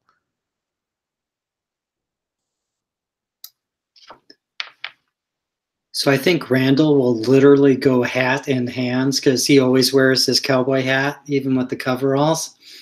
And he goes hat in hand up to Jan and is like, so you heard about this gig that Walter's got us on? And I know it's not the normal corporate stuff, but, I just think about all those kids and, not having enough supplies, don't even have a tissue to blow their nose on. And I pull out my sheet of paper and it's like got tissues, Yeah. listed on. Like, just kind of breaks a guy's heart to think about those kids and what they don't have. And I'm just kind of bending the brim of the hat, on my hands. And I'm like, if you can see any way to, kind of just loosen the purse strings a little bit, just let a few things slide out to, help us make this happen for those kids.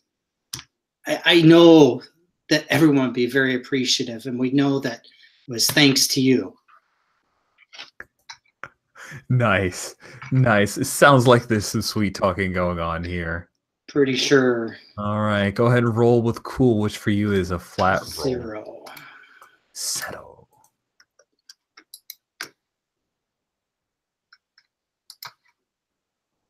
5. So that's a miss. That is not great. So am I that transparent? I guess so. The dice say so. So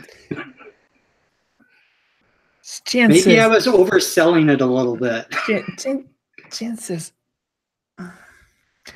you already got the truck. I tell you what. Let me give a call over to Zone 5 and see if they have anything they can send your way, okay? Not the frickin' fivers.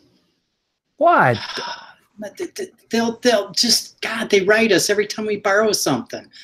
And they're going to claim we scraped it up and want to back bill us. Come on, Jan. I don't know what else to tell you, but fine, I'll just give a call over to Oscar and see if there's anything he and the guys can send your way,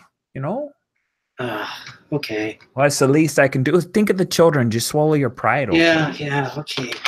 All right. So I am actually going to award you 1 resource point, but at a heavy cost. And that heavy cost is that now you owe Zone 5. The Zone 5 exterminators that got 1 over you. They get to. So is that me, myself, or is that our group owes Zone 5? Well, the group does. You're welcome, everyone. Cool. So that would be your second resource point. So go ahead and mark that up as in U1, big bright blue on the team sheet there. Anybody else want to try to procure some resource pool? I feel like I need to check in with Molly. Okay. I have not seen her yet today. Okay. All right. You check in with Molly. I think does she have a desk or an office? Oh, she's HR. She talks about sensitive matters. She has an office. I'm trying to think of a Firestone, like what would have had to have been converted. Because I'm imagining the little lounge area for customers is now your break room. The area where the mechanics will go and change clothes. That's so I think she's got a trailer in the back. A FEMA trailer, and that's where it is. Air conditioning always running in there, so you come in hit by a burst of cold air. Alex, Molly. Hi. Hello. How are you? She looks over to her row of pictures of cats. I'm good. How is Mr. Mittens? Mr. Mittens took a turn for the worse. He's not doing terribly well. The vet says that if I can keep him on a very specific regimen, that he should be able to eke out a few more months, but well, I just don't know how much longer he'll be around. But thank you for asking. She reaches over, she touches, the like little digital frame of Mr. Mittens, like her at the Minneapolis Zoo with Mr. Mittens is some kind of event. He's wearing some weird medical vest. I think I pop over and I like grab the picture off of her desk and I look at it. He is just a sweetheart. You know who else is a sweetheart? Me. You are pretty sweet. Thank you for asking. I appreciate that. Sometimes I wonder if people dread coming to see me just because I'm out here. I know that all the fun stuff happens over there. This is the best place. There are so few tires in here. I mean, you only have one. That's true. Tires are a problem? No one's complained about tires. Is that affecting our productivity? I mean, they're not a matrix? problem. No. They're not a problem right now. It's fine. But so we're about to go out to my old school. I don't know if you heard, but I can't really talk to Jan right now. And I'm hoping that you could pull some strings for me so that we don't end up in our own little medical vests. Wow, that's good. That's Rich the GM code. Wow, the medical vest. Oh, that's so good. All right, you are definitely buttering her up. I think they're so sweet talking to the right people. Roll with cool, you crazy cat. Oh, you're actually good at this. And yet I only got a 7. So Jeez. Okay. All right. Cool. So with a 7 to 9, you get what you need eventually. Add 1 to the resource pool and choose 1. I think we get something a bit unreliable or problematic. Sweet. All right. Because this is like a general resource pool, I think what we'll do is if at any point someone, when they define that resource pool, they want to make it problematic, awesome. Otherwise, the last one that you spend, I'll tell you how it's problematic. And she looks over at Mr. Mittens and she says, "Oh, well, Alex, I really would wish that you could work on your punctuality. It's very important to Walter." I was in the 8 o'clock hour today. But the staff meeting starts at 8:05. That is so early. You know I can't get up that early. You can. We've talked about our alarm clocks. I know, but Bill is up way early. He could call you. That sounds terrible. I do not want that at all. I would rather come in at 8:07 than have to get a phone call from Bill. 8:05. Okay. 5, 7. They're like almost the same number. I couldn't bear the thought of the 4 of you getting into too much trouble. So sure, let me see what I can provide. You're taking in the truck. I'll get some supplies moved over. You're the best. You're the best. You know you're the best. And listen, if you ever need someone to talk to about Mr. Mittens, I would always take a phone call from you. Thank you. Thank you, Alex. Good luck out there. And then you'll leave, and she reaches over and she adjusts her book that she has there sitting on the front of her desk. Who moved my cheese? And so, Zay, how do you fill things out in triplicate? Oh, did you mark up that resource pool? That should get you to 3, right? I think so. Zay used to be the IT guy, but I think he might still be the IT guy, just like in the like 2 extra hours he stays after work because he always shows up 45 minutes late. And so I think he like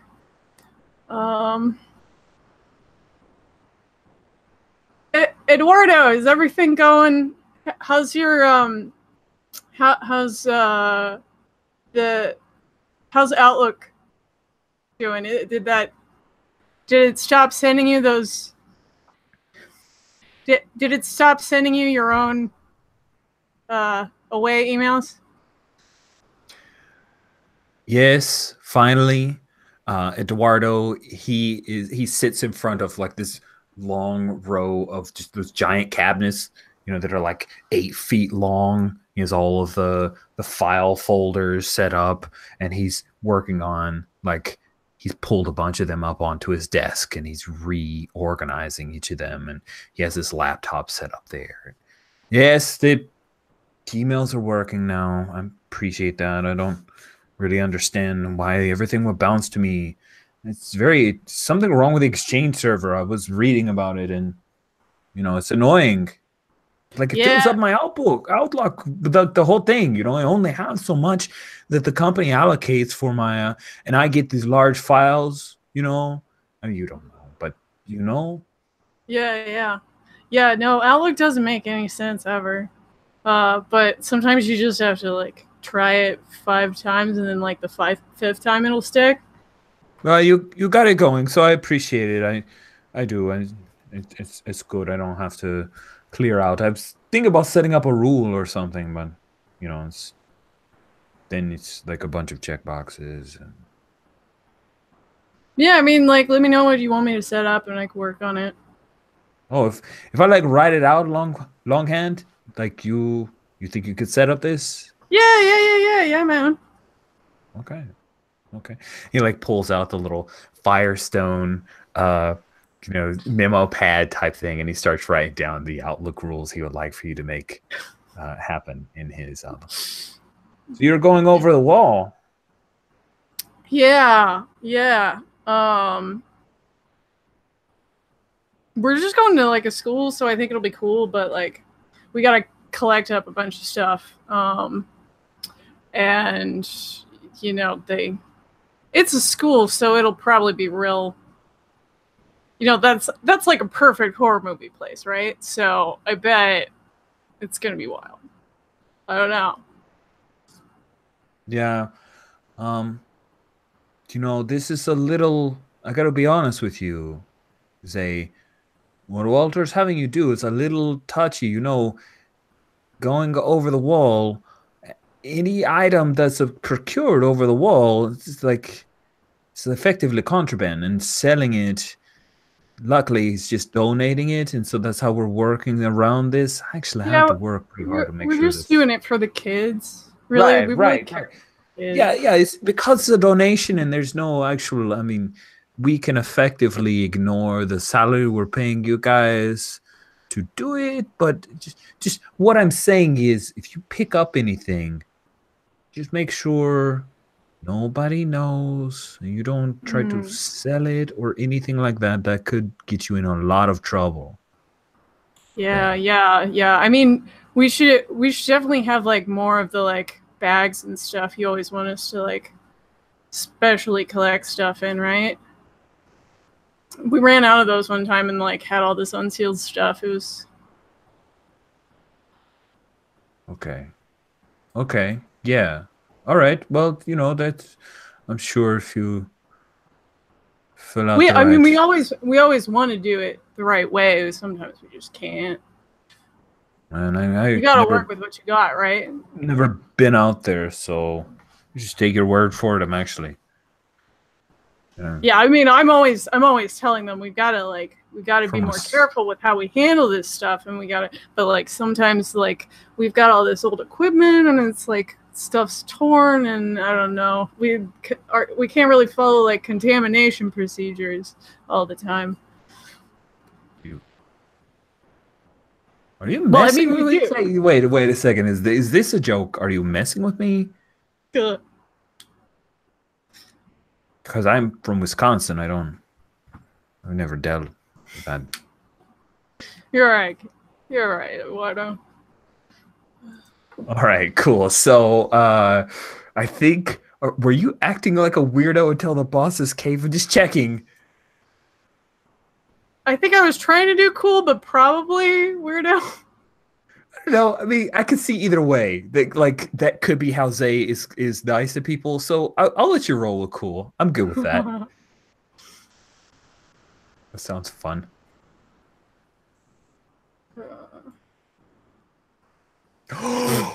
Shit. Wow, is that boxcars I see? Holy cats. So that's 14 with cool? Yeah. Wow. All right, so go ahead and add another to the resource pool. And he says, yeah, there were some things that are like no man's land procurement stuff that Jen doesn't want to deal with, that I got to deal with. But it might help you guys out. Who knows? Some from Zone 5's guys, you know, they got some stuff that isn't necessarily theirs, but it's fine. It's some extra equipment we can't actually officially use, but you guys can, you know, you're over on the other side. It's fine. It's fine. Right. I didn't hear a thing. Good, because I don't record these conversations, so. Okay. All right. Okay, dude. Cool. So we cut scene to pick up with you guys in the truck. Who is driving, Bill?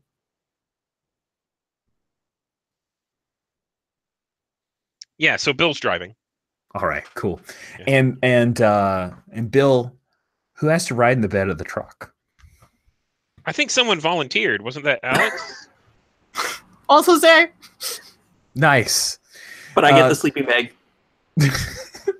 All right, so Alex and Zay are crashed out in the bed of the truck. We've got a few duffel bags worth of supplies, but they've tried to keep the space pretty open, right? So you can have as many supplies as possible.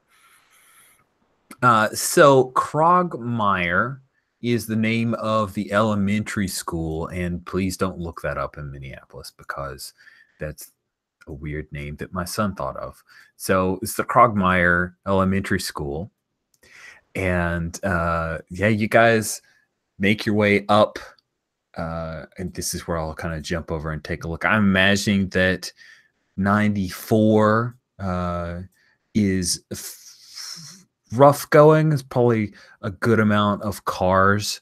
So I'm kind of seeing that traversing your way through this part of the city is something that's a little challenging. Like it's not just no straight shot. A lot of back alley kind of getting around areas that have been crashed and messed up that isn't close enough to hold on. Rich has to find Dangerous Man Brewing, where they probably cleared the streets. So how is it that you guys see? I'm trying to move. I'm leaning towards a move, but I'm not sure what move. I'm just like trying to put out a challenge in there. Not taking on a horde per se. So I don't know. Maybe I don't have a role here. Okay. All right, good. So then we will fast forward to you guys arriving at Krogmeyer. So Krogmeyer Elementary Their mascot, as you can see in faded paint on the outside, are the tortoises. The Krogmeyer tortoises, it's a school that was elementary, with like maybe a little bit of middle school. So you can see that the side of the school motto, slow and steady, is absolutely perfect. And you can see there's a little fenced in area where the playground is.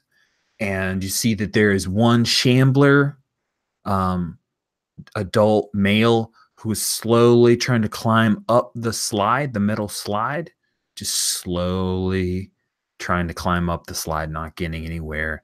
And then there's another form that somehow got twisted up in 2 different swings, and the chains are just keeping them to where they kind of just teeter back and forth.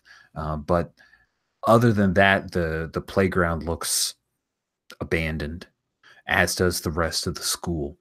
As Walter had explained for everybody but Alex to hear, the elementary was part of the evacuation, so it's pretty well clear, but they had recently received a large amount of school supplies because they just started the school year when everything hit. So you've got an elementary school ahead of you. I'm not going to map combat. That's not really what this game's about. So Bill, you're the driver.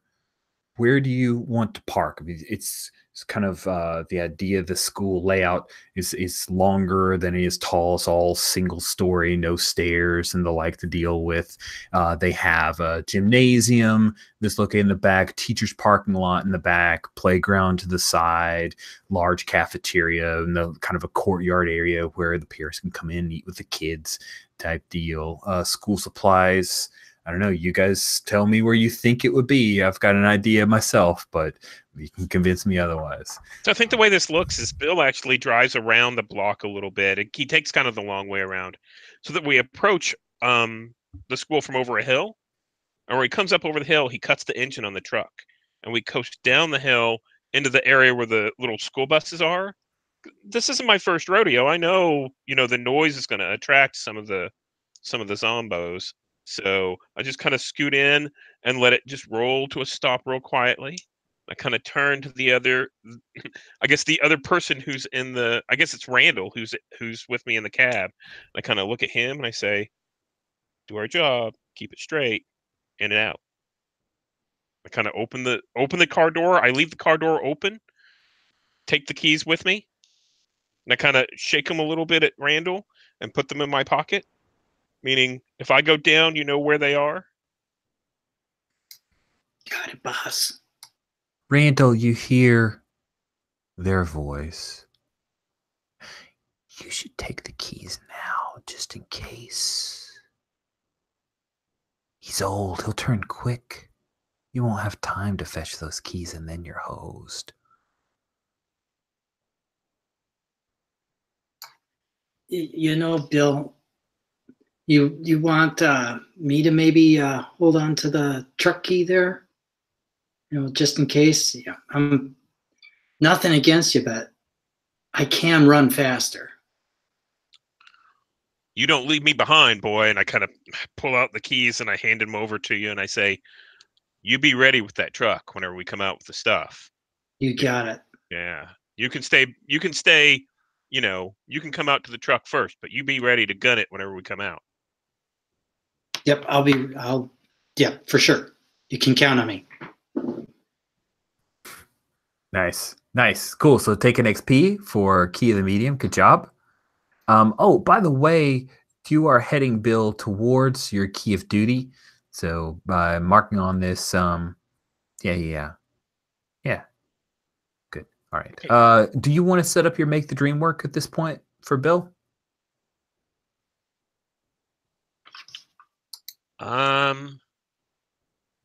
It's okay if not. You can always do it via flashback.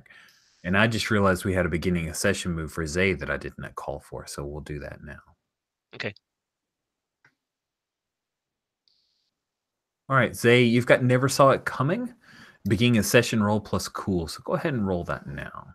Your cool is a 2, so they've got a good chance of success here. 8. Nice. All right. With that one, that means that you hold 1 at any time. I can spend your hold, or you can spend your hold to suddenly arrive at a kick-ass action scene. If there isn't one going on, you spend that hold. We will make a kick-ass action scene happen. It's crazy that way. This move is just that powerful. Cool. So we're gonna cut ahead to you guys entering the elementary school. Doors are locked though, so you come up and they've actually changed. It's the double doors, and they chained on this side, but they chained and padlocked it. How you guys want to deal with that? Do we have anybody who's good at getting in places you're not supposed to? We should probably just go back. Dude, Let me just shoot it got here. Let me shoot it No. I look at Bill. I'm like, always wanted to do that. can't we just Just get the one tire iron out of by the spare? Although that is I'm gonna pretty go back to the cool. truck. Let me know if you're able to get in. I'm just gonna catch a few more Z's. Not those kind of Z's, the other Z's. No, Alex. I think you need to come over here, and Bill's going to walk over where one of the windows is, and he's going to push on it, and he's going to push around and see if he can't find a window that's open. Oh yeah, sure. Yeah, you push around on the windows, and eventually you'll find one that it's those kinds that kind of slide in, Yeah. right? Oh, and I haven't mentioned anything about the weather, but I'm imagining it's like late September going into October, because you guys just handed me that golden opportunity. So, it's a few motes of snow that come down late September. So I think Bill's like, okay, Alex, it's time to earn your keep through the window. What? This body does not go through a window. I'm just telling you. I was like, it goes through a window one way or the other, and I kind of grab you by the scruff of the What? neck. No. Are you gonna throw me through the window?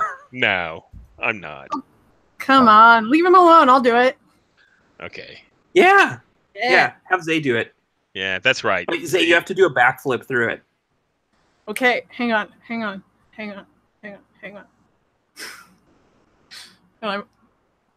I know you don't have this move, but I still pull out my phone and start recording. We're just setting it up later to where it actually pays off. It's good.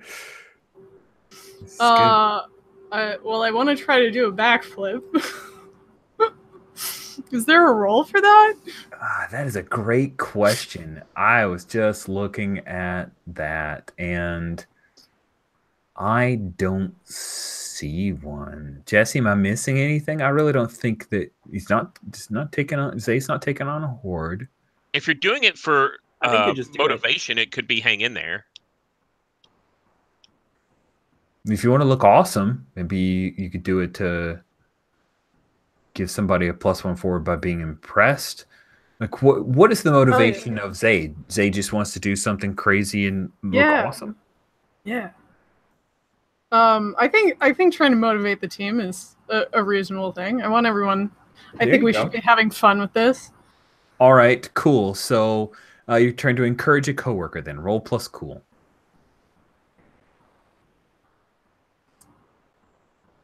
I think you start 14. I think you start running though, and I'm like, wait. I need to switch to HDR. Hang on. Okay, now you can go. Ready, go. All right, so on a 10 plus, you choose 2 from the list. You can offer somebody up a reroll. We don't have any marked stats or relevant. We do have one person with a condition, and then you could give somebody a +1 forward. Let's see. How about I clear that condition and give Alex a +1 forward? All right, man. And I land and I go.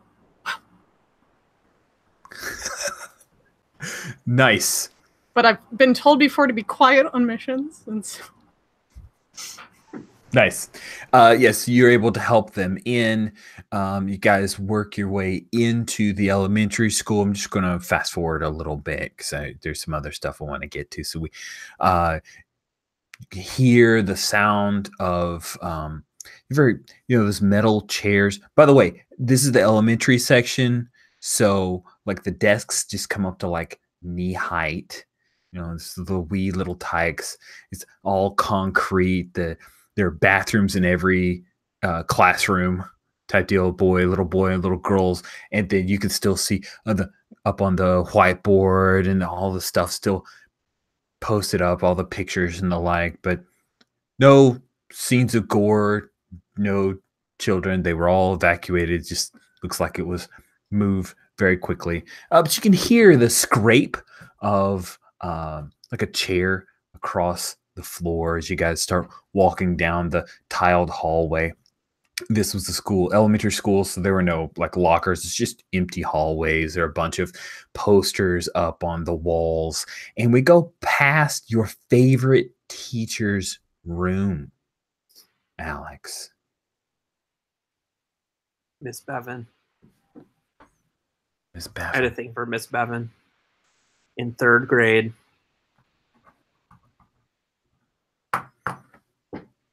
Nice. Nice, Miss Bevan. Oh, there was a question in chat. I just want to answer out loud. Absolutely take a key. You've hit your key there. So for that roll, that sounds great. For the window climbing. Cool. So yeah, Miss Bevan, and there's no power here, so it's pretty dark. How are you guys lighting the way?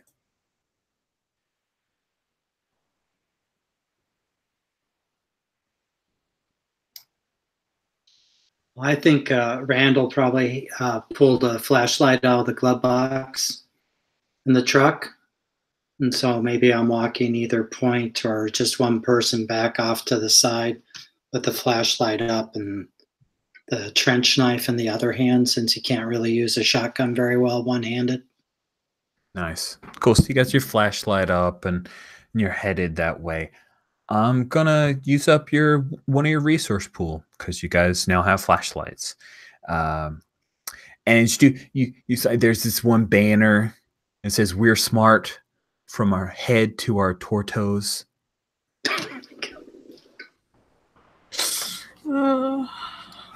School supply room is located in the administration area, and as you guys see that there was, one of the doors actually looks like it's been broken open. Like there's glass strewn. It's one of those glass doors, glass strewn into the administration office.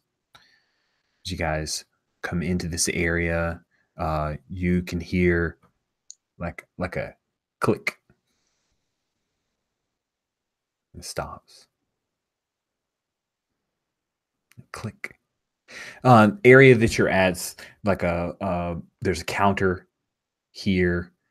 Administration area is all kind of behind the counter. You would come up to the counter. There are sign-in sheets, all kinds of other stuff there. What do you Bill do? leans over to the sign-in sheet and he takes one of the clipboards and stuffs it in his duffel bag. That's special for the boss man. Nice. Bill, you're the worst. Suck up.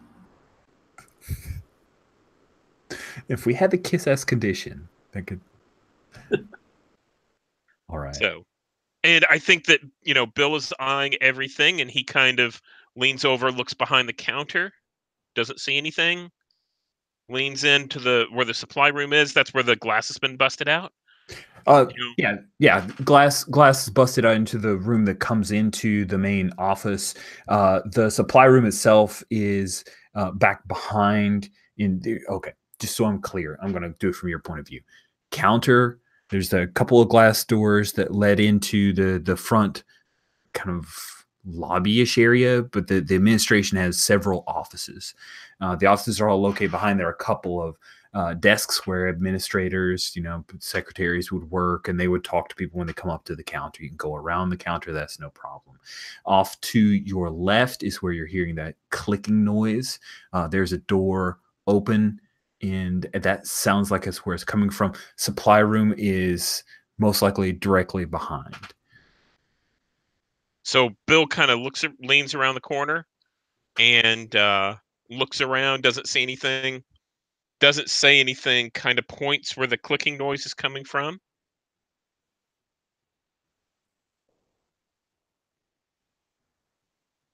And he grabs the back of Alex's scruff and kind of pushes him forward.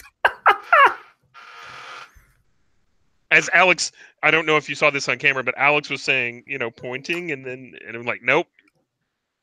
Do it. That's great. Oh, Bill. Get you, Bill. I'll get you.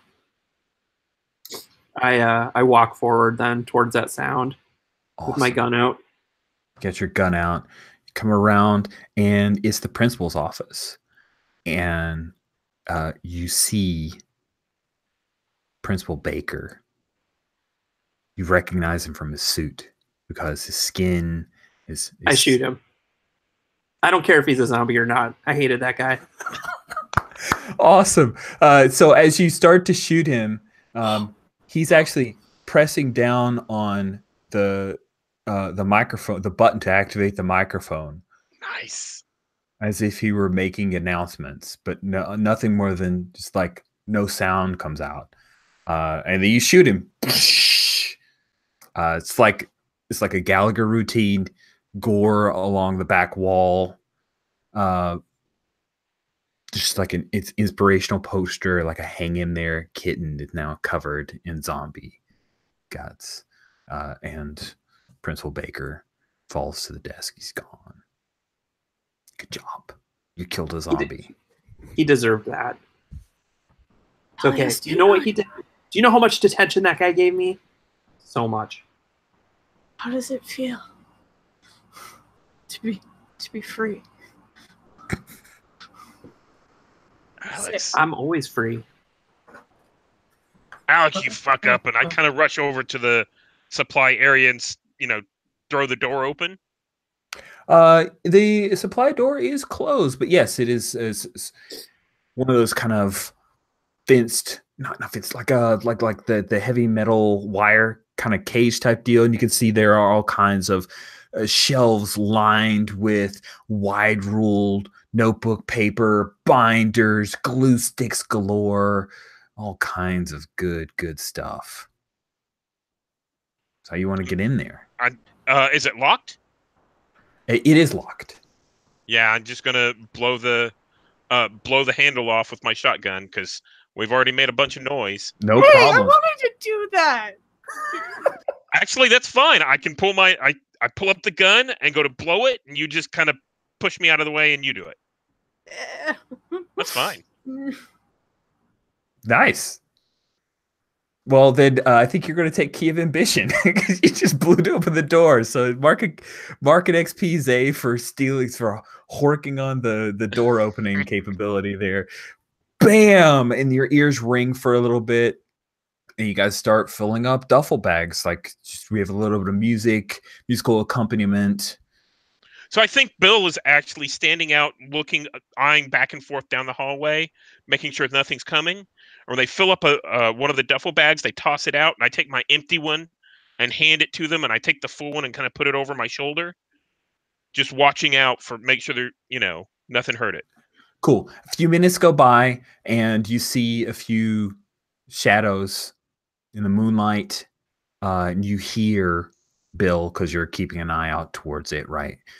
You hear the sound of some zombies, some shamblers that are kind of nudging against the door, and that noise has alerted them. So I think I bang on the wire cage and I say, "Time to go. Let's go, boys." We got fresh ones coming in? Yeah, come on, let's go. Hang on. I'm just finishing up this last bag. We'll leave you behind. No, hang on. I thought we leave no man behind. This is so important. Hang on. I'm filling up a bag with just cat hang in there posters to give to Molly when I get back. That's awesome. All right. So I think this is when we will engage take on a horde. As a move, when you battle a group of the living dead, someone will need someone to lead it. And if there's anybody who wants to give motivational poster BS, then you can give that person a +1. So who's leading it? I think Bill's your at least for this mission has been our team lead. So you call it. Who do you want? So I think that so I think the way that this worked is I think Randall finished filling up his bag first, right? And whenever he filled up his bag, I went to dump off my empty bag, and Randall kind of looked at me for a second, and I said, No. You go keep watch. I'll fill up my bag. Let us know if anything comes in. And I'm going to now take that make the dream work advice thing. Oh, yeah. Yeah. And I'll roll that and see what happens. And that is on tough. It is. Good thing, because I rolled a 5, so that gives me a 7. All right, you gain +1 hold. All right, so you you can spend it to give somebody an upgrade to a roll. There we go. That's what it worked. That's what it is. It's an upgrade. Yeah, you just spend it at any time, even after a roll. You can upgrade a fail to a mixed success, a mixed success to a full success. It's pretty powerful. Perfect. Okay, that sounds great. And but so in doing that, you have to like give them advice, Yeah. So I think Randall's going to take the lead on this. Sweet. And Randall, just to give you a little bit more context, shamblers have started around the front door, but as you guys go back to the window where you'd easily climbed in, you see that there are several there as well. So if you want to make a break for the truck, you're going to have to go past them, fight your way through somehow. You tell me how you want to do it, and we'll figure that out. All right. So I guess what we see is Randall shrugs one of the duffel bag handles over his shoulder, and he's got his flashlight up underneath the pump action, and he'll take a shot and then start running down the hallway going, I'm going to clear the way and get the truck going. Nice. Cool. So then as you take a shot, are you trying to be very quick and efficient here? Is that where you're headed towards, or? Let me look at that move again. Let's see. I think I'm trying to be quick and efficient because what I want to do is like kind of clear that path. Okay. That's what I felt like you were doing. I just want to check in. All right, then So go ahead and roll sharp. plus sharp.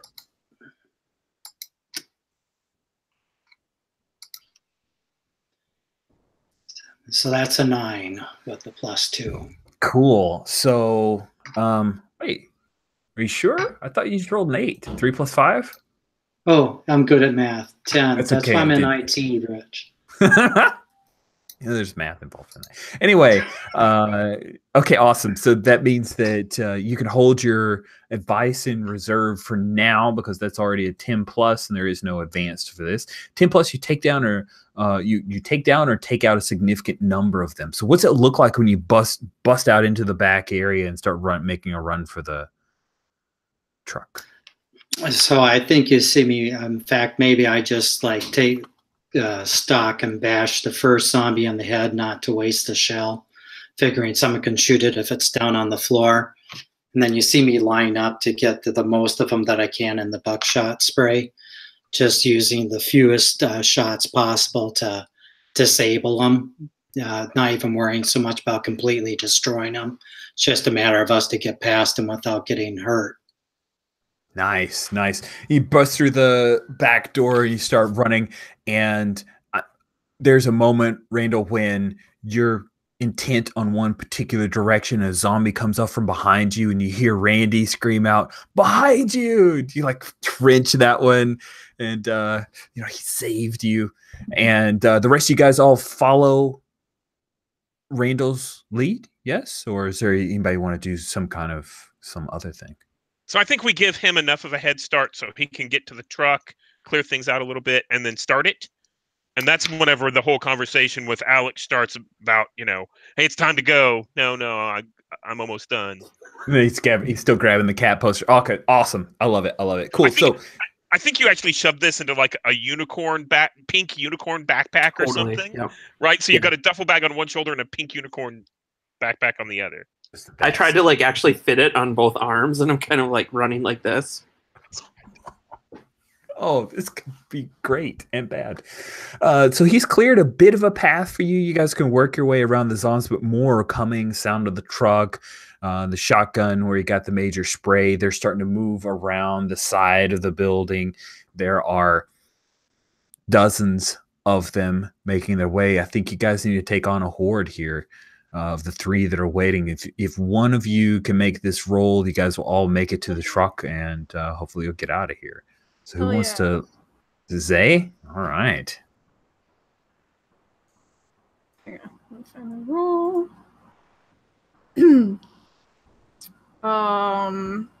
I think you're going into battle outgunned or outmanned here a little bit. So. Okay. Go ahead and mark an XP for this before you make your roll. Awesome.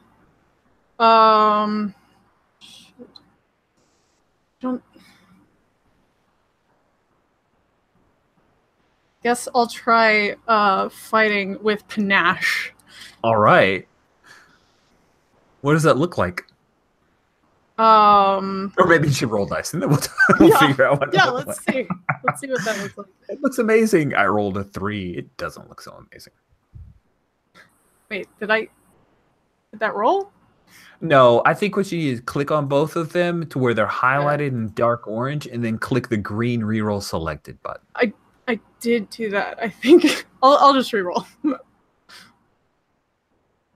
Oh, not bad. Jeez, I'm 11. Oh, that's crazy. Okay, awesome. And that's 13 with my cool. Wow. So that's way successful. Amazing. Zay is a badass. So what does it look like when Zay busts out? What is the crazy maneuver he pulls off? Like swing the duffel bag onto my back and pull out my shotgun and just do the most action movie pose I can while shooting one out of the way, another, and moving a few feet and then trying to shoot another out of the way. And just sort of making ground this way. A lot of like arm movements.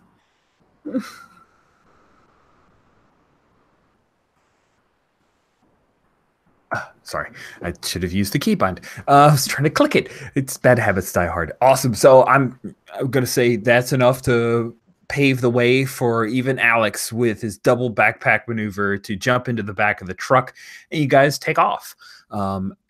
We skip a bit of time. There's some rock music that plays, showing our victory as you guys come back with a bunch of school supplies, several duffel bags worth of school supplies, come back through the gate. And as you come through the gate, Randall, like, you're getting the side eye from one of the security guys. Like, pull up. They're about to wave you through, and he comes over and he says, "You're a northerner." What's it to you? Got some stuff here for kids. How do I know you're not just paying them to bring you over the border? Are we playing papers, please? We're playing papers, please. We've got like matching uniforms. Well, I see that, but you could have just had an extra uniform. I've heard about you guys. Then you know we're not that smart. We would not have done that.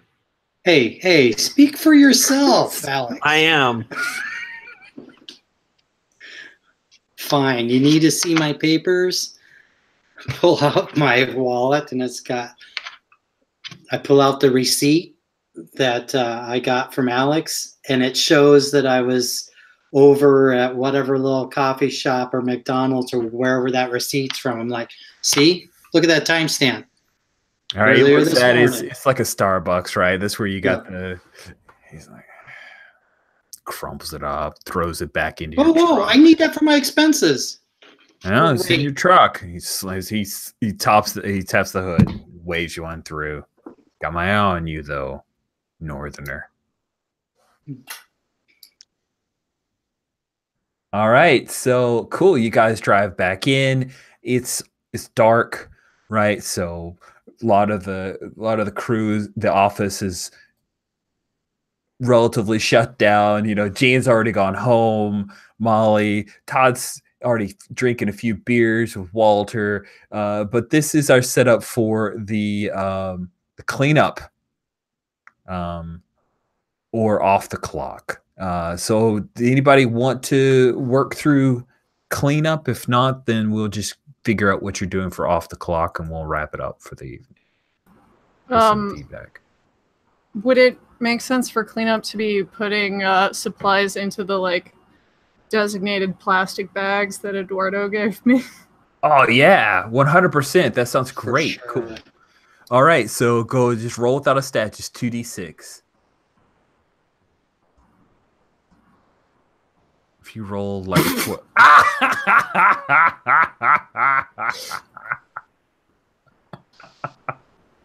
awesome. There we go. I can do it.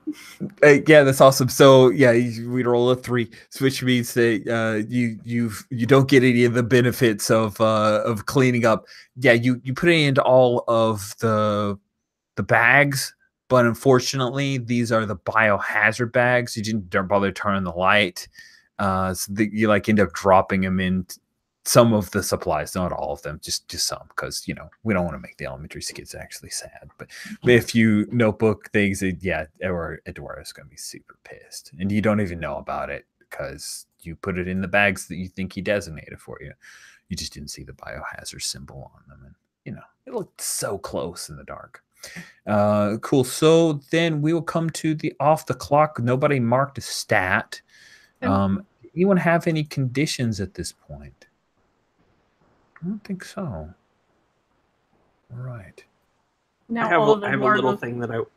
Oh, sorry. Yes. Go ahead. Now all of Eduardo's email forwards to Molly.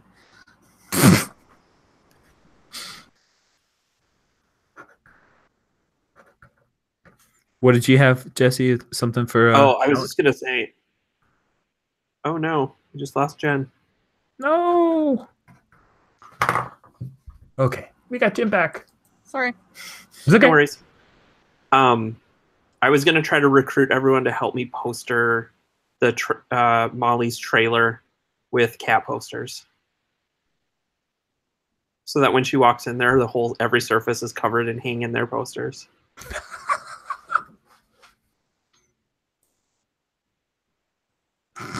I'm doing it with or without against you. his better judgment, after 2 or 3 beers, Randall is like, maybe there's a little voice that whispers in the back of us says like, yeah, this will get you in solid.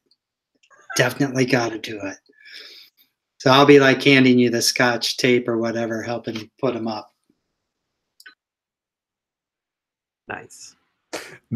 Does Bill mess around with such hoo-ha? I don't know. I'm trying to figure out a way that Bill would. Maybe if Alex buys him a beer at the bar, or promises him a beer at the bar afterward or something. Like, come on. Okay. I will totally buy you a beer, but then I realize I forgot my wallet. Right. Perfect. Such a slapper. Awesome. Cool. So, and what about Zay? Does Zay... Zay's totally in, but Alex has to explain twice that it's not a prank.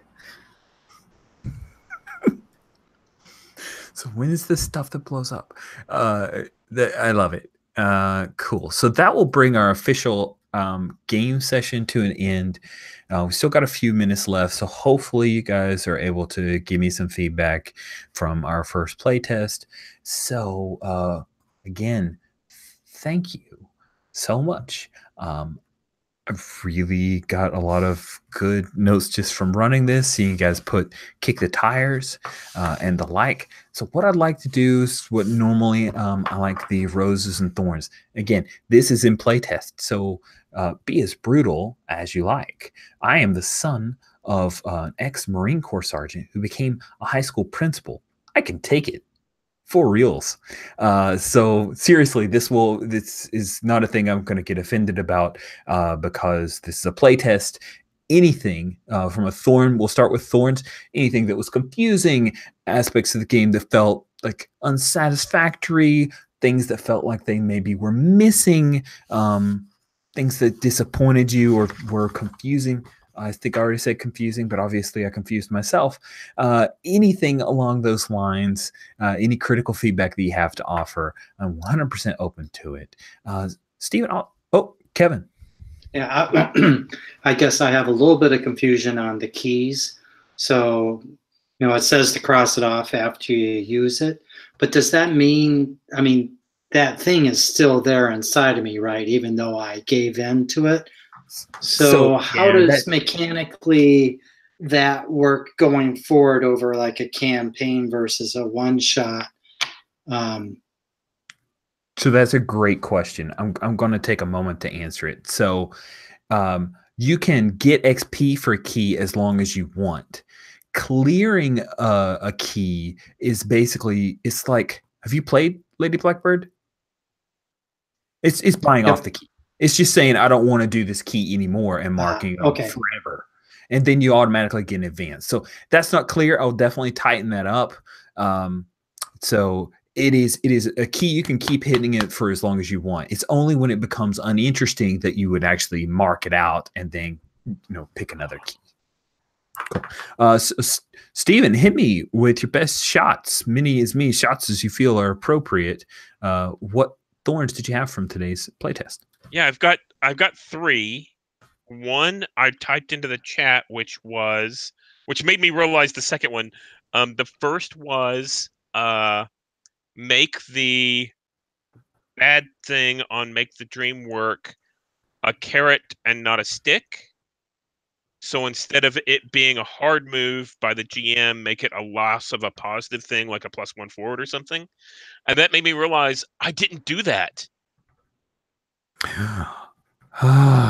So maybe there's too much going on there. I don't know.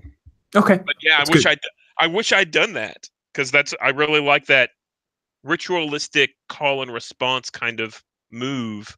So I'm kind of kicking myself for missing it. So, and as me, the GM, like I should have made sure that we highlighted and utilized that move well. So that's a good note. What else? The other thing that I had was, it looked like a couple of times during the playtest we were looking for a move that didn't exist. There was something there, and a lot of the Powered by the Apocalypse World games have a catch-all move.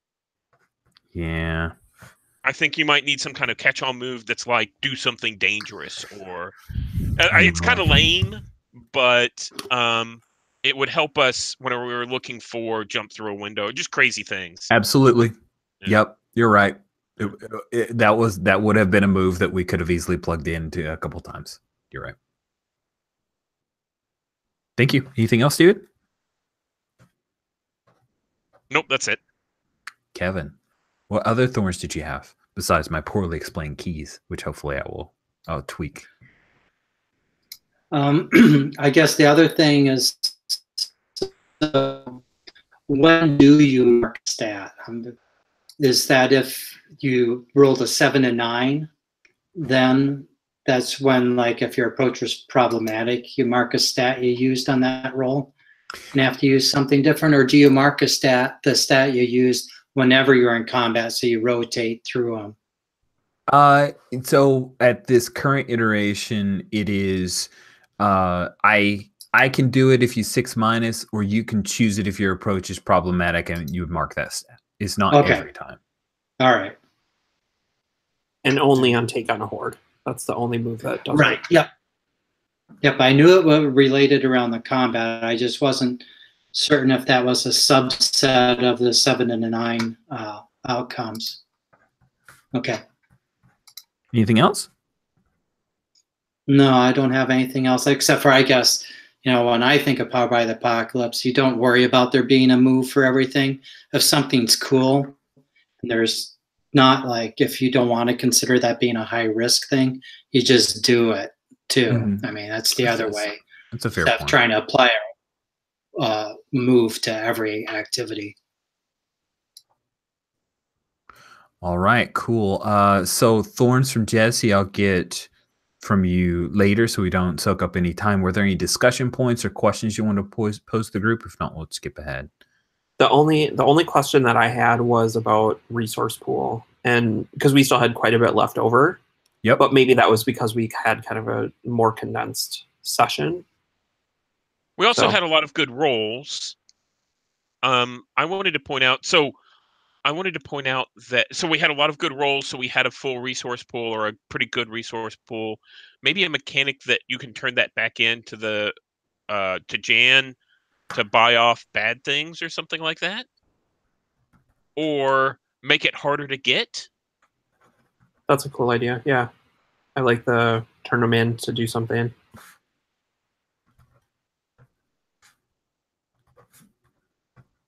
You could make that a part of the off the clock. Right, that's what I was just thinking. That's a good idea. Nice. Cool. Jen, what thorns did you have from tonight's session? I guess mine would sort of be in line with talking about the resource pool. Just that, like, that was the only part that felt really, like, kind of oddly paced to me, and I don't know if I really like that there's sort of wind down moves, and I don't know, like, maybe to have, I don't know, like something more focused on, like, starting the day, and, like, I liked how it made us interact with the office, but it just sort of, like, it felt nebulous in this strange way of, like, we need resource item. Like, I don't. No, I get. Yeah. I think I get what you're saying is going for a vague resource pool that isn't an actual item can make those conversations a little challenging because you're speaking in vagaries. Is that what you're trying to say? Yeah. Or Yeah, and I think that's the sense I got. It's like, hey, we need some help. Well, what do you need? I need vague item pool number. Yeah, and I think maybe it was just the fact that, like, each one of us took a turn doing the thing, and that, like, there's only so many options of what you can do. So it's like, are we each trying to sweet talk the same person? And is that just, like, 4 scenes of each of us sweet talking Jan in a different way?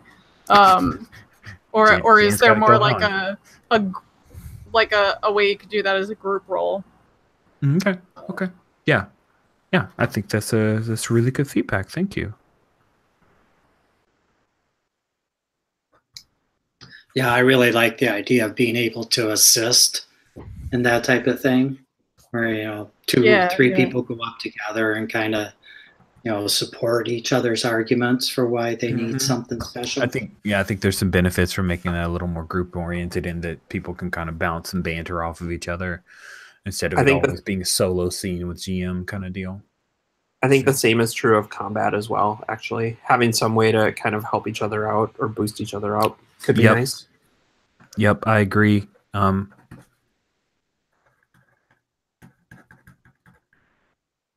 Yeah. All good stuff. So now, Jen, because you went last in the thorns, I do it in snake order. You get to go first in roses. Roses are things you enjoyed. Feel free to give kudos to your fellow players for any moments that you enjoyed, any aspects of tonight's session that pleased you or thrilled you.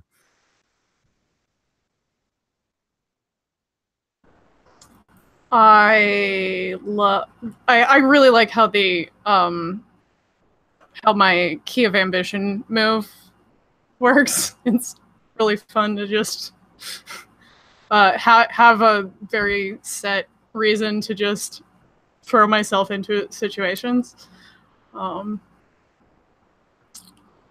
And I loved how Alex was playing off of Zay. That was great. I was worried I was leaning to Slacker when I decided to come in 45 minutes late, but that dynamic worked really well.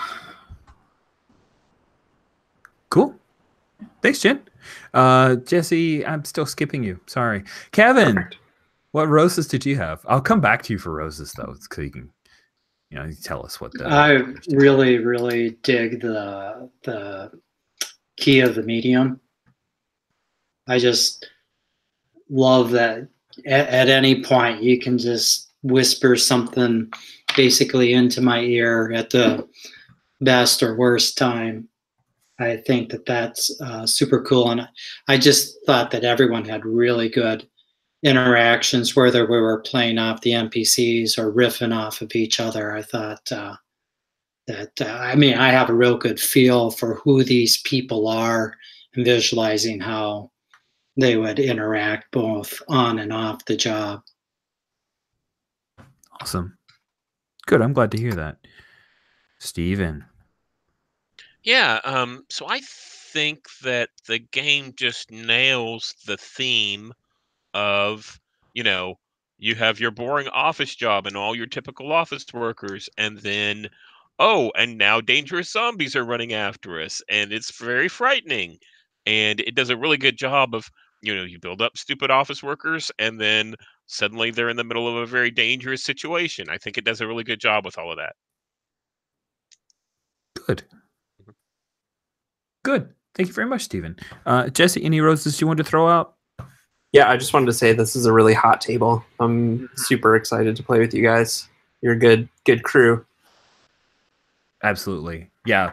My roses are right along the same line. I love having experienced role players who are game to try out something and understand that I'm pushing you towards roles that may or may not make nobody's throwing out that my character wouldn't do that. Thank you so much. I really appreciate it.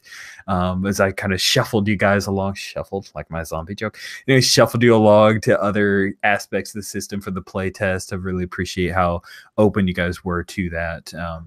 And there were times where I'm like, there's no move for that, so we'll skip ahead. And nobody was like, oh, that sucks. So he was just like, yep, okay, we'll move on. Thank you. So that was good. I really enjoy these characters. This is definitely a show I would watch, and we will get to see some more of it in a week. So thank you all so much, and thanks for sticking around a little bit later to give me all that feedback. It was super helpful. You may see some things that look slightly different in the Character Keeper next week. Now we'll stop the broadcast here. Thank you all.